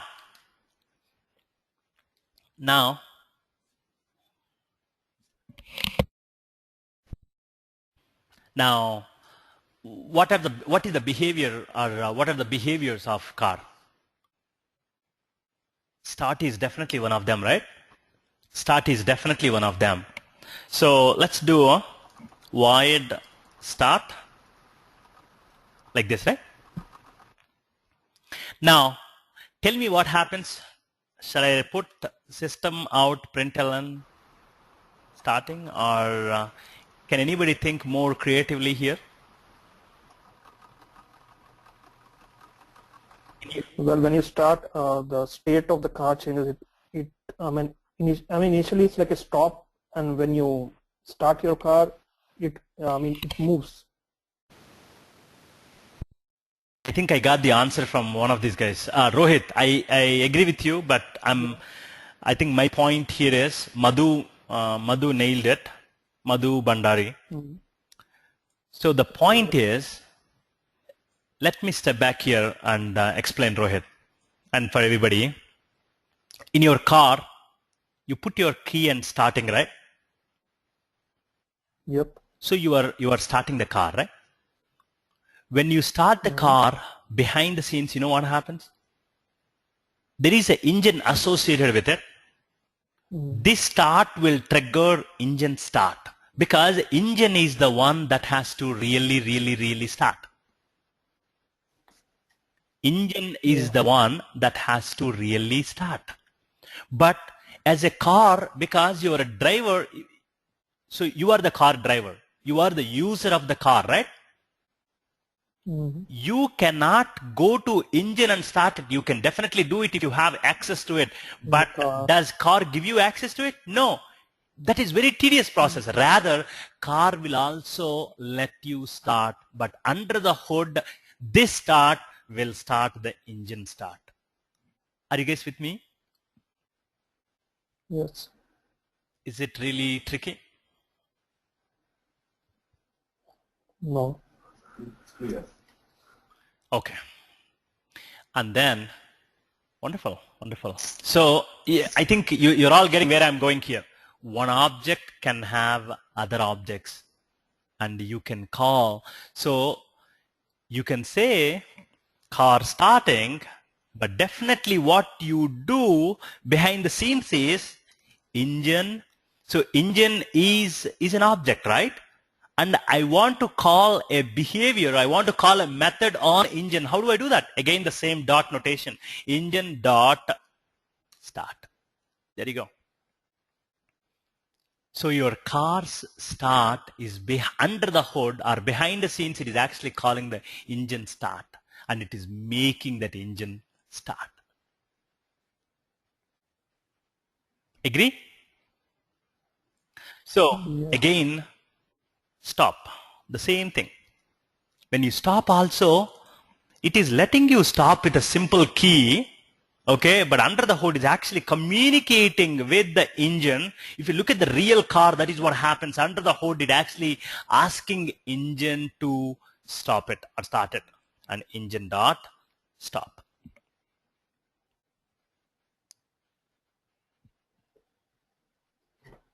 So we are making things more complicated now. One object has another object now. And this car object, okay, this car is communicating with the engine object. And so how does object communicate with each other? Now it can change the state information also. It can do engine dot something equal to engine dot capacity equal to engine dot company equal to engine dot size equal to. It can do all of this stuff. But I'm not doing it, that's all. But you can definitely do it. They communicate typically through these methods, or of course fields also, meaning nothing but instance variables.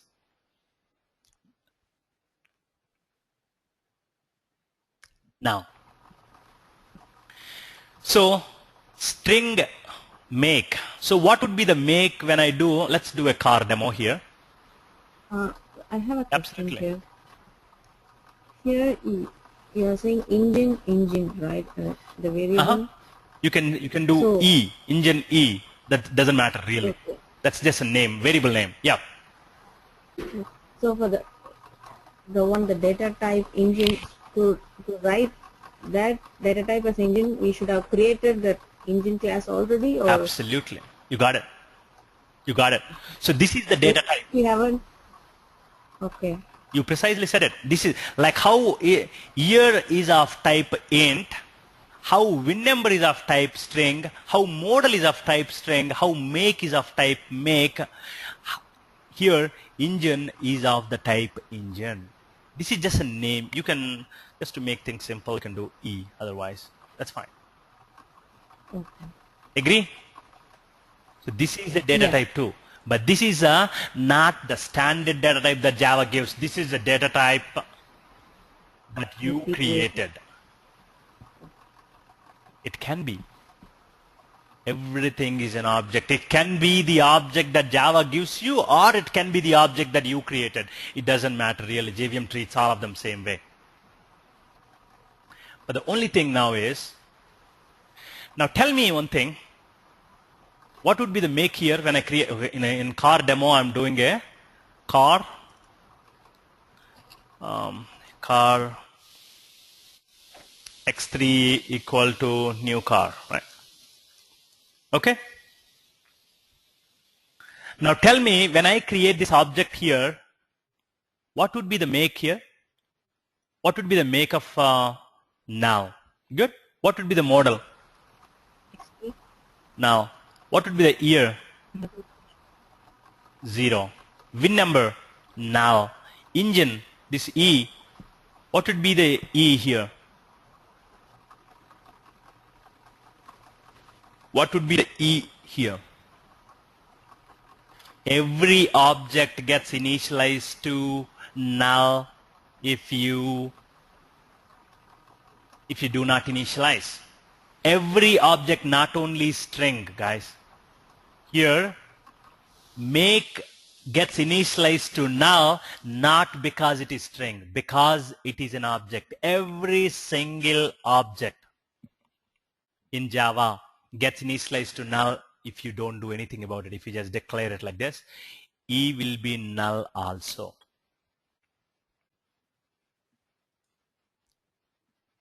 Did you all get that point? The object. So now, this will be null too. Now, if I do x3 dot start here, okay, what happens here when I do x3 dot start? It will print this car starting, and then finally it will do e dot start. But what is e here at this point? Null. Null dot start. Null means nothing. Nothing dot start. So you are asking me to call a method on nothing. It does not work. It will throw an error. There is a specific error called null pointer exception. You will get that. Okay. So my point here is, here you got null. So that is why, to make this code work, I can actually demo it for you. See, you got a null pointer exception. It's an error saying, where did you get that? car.java 14, line number 14 here. When you do e.start here, because e is null, null dot any method invocation will throw this error called null pointer exception. We'll talk about these exceptions and all later. But the point is, you will get the error because by default, all the objects get initialized to 0. So, sorry, all the objects get initialized to null. And int gets initialized to 0. So you cannot invoke a method, you cannot call a method on null. So what you have to do, this is just the type, right? We need to give birth to engine first. So engine is of the type. Engine is also a class now. It is of the type engine, but now we need to create the engine. So we can initialize it with a new engine. Are you getting it? Now, engine E equal to new engine, meaning every single time you invoke or every single time you do a new car, okay,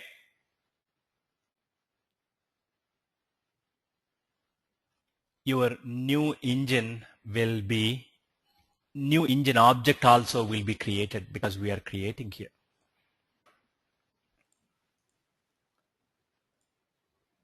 See here, car is starting and engine is starting. Now it is able to call that particular engine's start method, which is engine starting. So the point here is, car is able to communicate with the engine object here. Similarly, let's say engine itself is a very complicated, in this design, we made engine like a simple, what do we call, simple object. But let's say engine itself is a very complicated object, and engine may have several other objects too.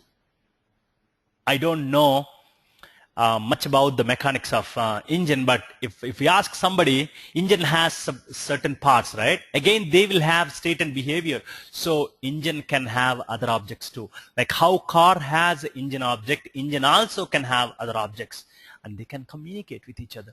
And here, in the most simplistic example, engine communicated with this one.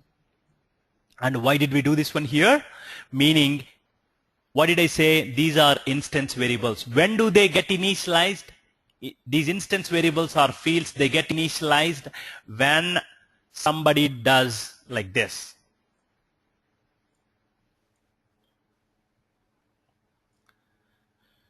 So when somebody does like this, car, C equal to new car.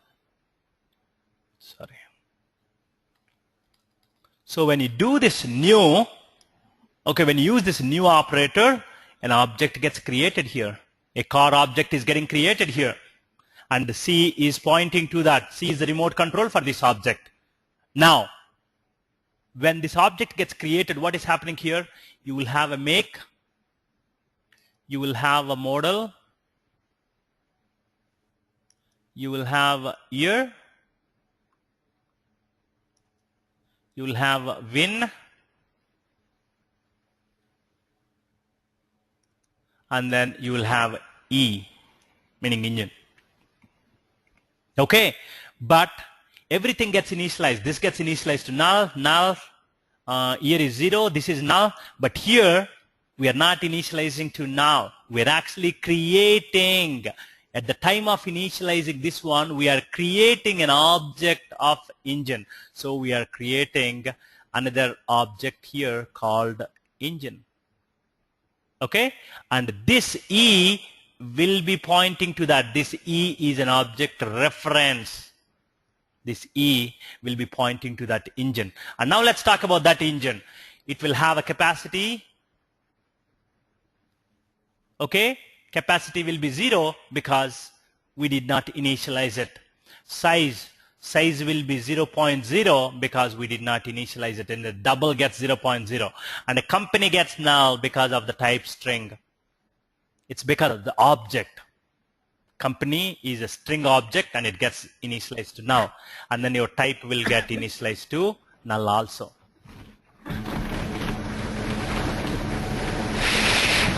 Now, from you are the caller. From C, you are calling the start method. So from C, on the remote control, you called the start method here because there is a method here called start, right? And this start, using E, it is calling the start method on the engine. You get it? This is how. So in your JVM now, if you look at it, there are two objects here. One is a car object, the other one is an engine object. And when did this engine object got created? It got created when car object got created itself, because when you said car C equal to new car, it has to initialize all of them. At that time, you did a new engine. At that time, it created an engine object. This is how the objects communicate. This is how you will have this relationship. Every single time you look at it, car has an engine, car has a VIN number, car has a year, car has a model, car has a make. This is called has a relationship. Meaning if one object is a field or instance variable of another object. And in the real world, now you can go crazy about it. You built a lot of objects like television. Now open up and see. Don't make, just put make, model, all of this, simple types. Now think beyond that. So television also has some parts to it, right? Design them as objects.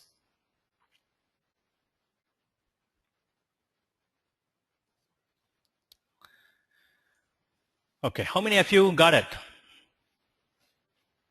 Did you really get it?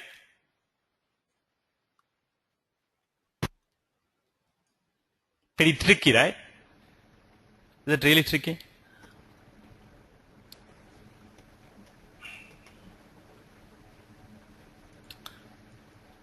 I know it's tricky, no doubt, but it's yeah. Cool. In a lame language, you can say it as classes and subclasses.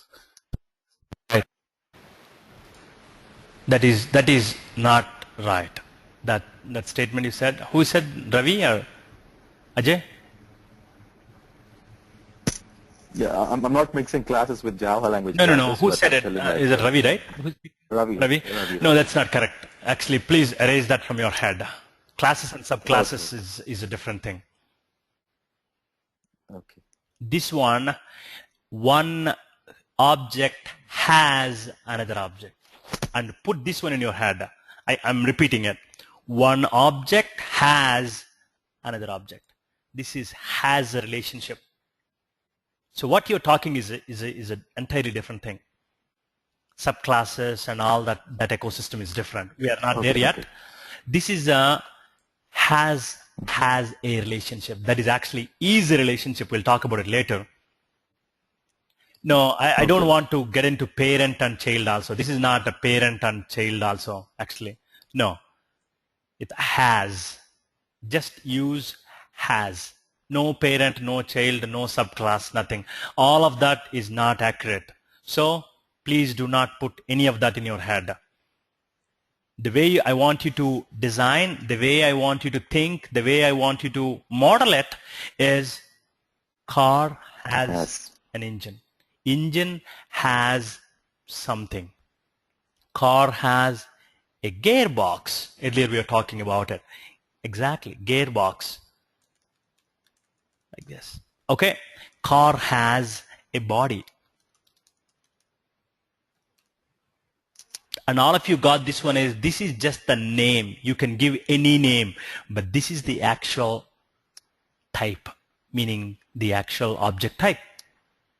So you need to have a class called gearbox. You need to have a class called body to be able to do this. Are you getting it? So this has a relationship. You want to think it has another object. So let's think of a phone. I mean, I have phone right in front of me. That's why it came to my mind. So let's say phone. Phone has what do you have? Battery. Battery, exactly. Battery Itself, battery you can't say string. Battery is a separate object which has a lot of other things. Battery has make, model, and capacity, and of course battery does charge and discharge, etc. But you may not be able to use the real battery's methods, but you will call phone, and phone under the hood will call the battery dot charge, battery dot discharge. Are you guys getting it? Yeah, and I just want to clarify myself. The objects inside the main object, you also like car has engine, car has a gearbox, can engine and a gearbox, if there is any relation, can they communicate in together? Like they can, absolutely they can. Okay. If it's something like that, absolutely they can. Okay. But so basically, any object can communicate with the.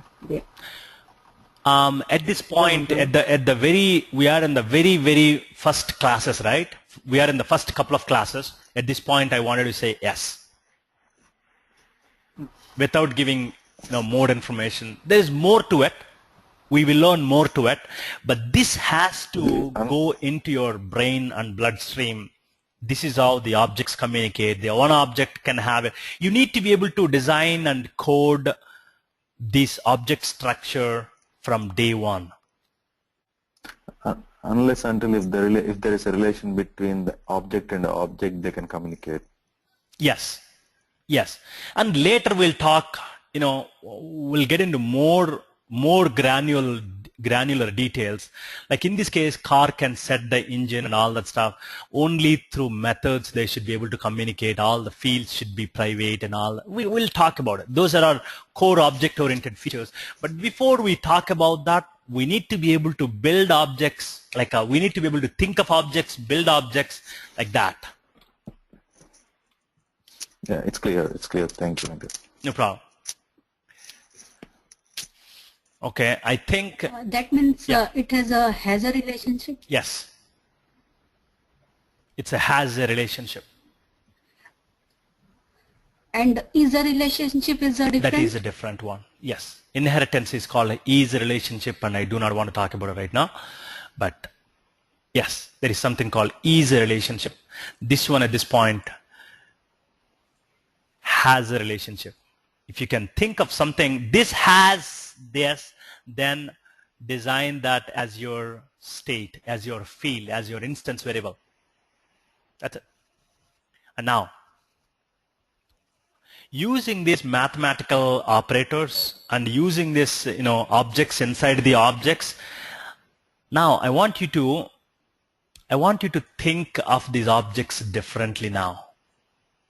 I want you to meet tomorrow, Monday 6:30 to 8:30. I'm setting the time, but I'm not going to be here. But who can drive? Who can just initiate the discussion? These 2 hours, you guys will talk, but I want you to come up with at least good 5 objects practically. But I want your thinking to be now different, meaning think more. Don't think like just a string and ints and doubles. Now inside it, open it and see if it has any more objects. Okay, one of them is phone, smartphone. Smartphone has several components. Actually, what Apple does or Samsung does is it's actually assembling it.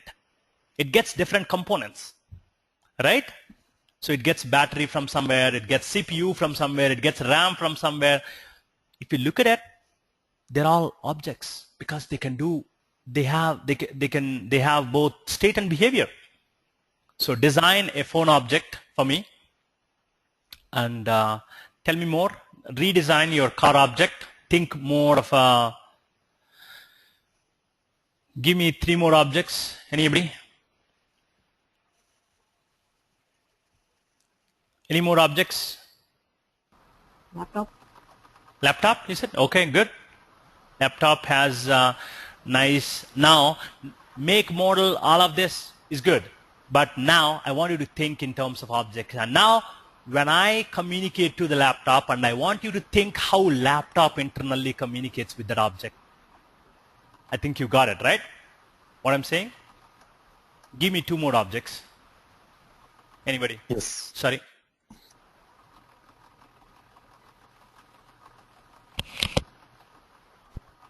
Any car, laptop, phone, home, watch. Hey, watch is an interesting object, I think. Let's do, especially Apple Watch. iWatch is coming, so I'm sure it's. This is a smartwatch. Let's design a smartwatch. Not a simple watch. Smartwatch. Okay. So I'm sure definitely smartwatch can do much more. So under the hood you have they call it gyroscope, other accelerometer, gyroscope, all of that, design. Do it as a team. And notebook. Notebook is say more about it. Speak more about Yuri and tell me your thoughts. Notebook as a, I guess as a paper notebooks, and you can put some notes on it. So it's kind of like simple, but it's gives you better understanding what is object. So create like small, very simple object notebook. Notebook has what? Notebook has, okay, let me take that. Notebook has, you tell me, you fill that. Notebook has what objects? Pages. Sorry? It has pages. Okay, so notebook has pages, right? So now page is an object, right? Yes. Right? Yeah. Now you can think of pages state and behavior, definitely. Sure, I like it. And then ATM, Uma is saying ATM, sure, ATM. I think ATM also, we know, we all know, you can put the bank name, all of these fancy string, simple ones. And now ATM under the hood has several pieces, right? Now when you withdraw, the ATM probably has a cash. There is another object in ATM called cash holder probably. For lack of better words, you can come up with the better ones. So when you withdraw, it actually communicating with the cash holder and then getting the cash, right? Does that make sense, guys? Yes. Okay. Yeah. I don't know the exact, but communicating with something. Exactly. So we No, can no, no. work That out. exact also I want you to think. I mean, take help from others because we are not, this is domain, right? We are not experts in everything. But maybe somebody else can think straight, no? To me, when you communicate with ATM has to give you money, right? When it gives money, it has to communicate with the cash holder. Cash holder holds the cash, right? So design this as an object and then have ATM communicate with it. Sure. Good examples. Notebook, I like it. Simple. But yet, I think we'll understand what's going on there. And laptop, definitely, we all know what it is. Car, definitely. Phone, I'm sure. Smartwatch, very interesting idea. Let's do it. Can we do that food also? What do you mean? Means food means a pizza or something. Very interesting. Pizza. Okay. So, pizza. Okay, pizza has what? Pizza has what? Dough. So dough is also against, it has state and behavior? Yes. Or do you guys want to do a, But pizza is made of dough. hey, if things get complicated with, zooming into pizza, how about pizza shop, like a Pizza Hut, right? Well, I don't know. Pizza has dough, but I know dough, but how can you define that as an object? Pizza is actually made of dough. You can't say pizza has a dough. Pizza has a dough. It's the same thing, right? Pizza, I think. It's made of dough. Yeah, I mean, made of is also same thing as has in my mind, right? Pizza has a name, and similarly, you have the dough, right? And pizza has all the ingredients. To me, it's kind of same. Rohit. Oh. Can we say like this, like pizza, in general pizza, and then we can go further into Pizza Hut, Domino's Pizza. That one is a different topic. We'll do it on a different day.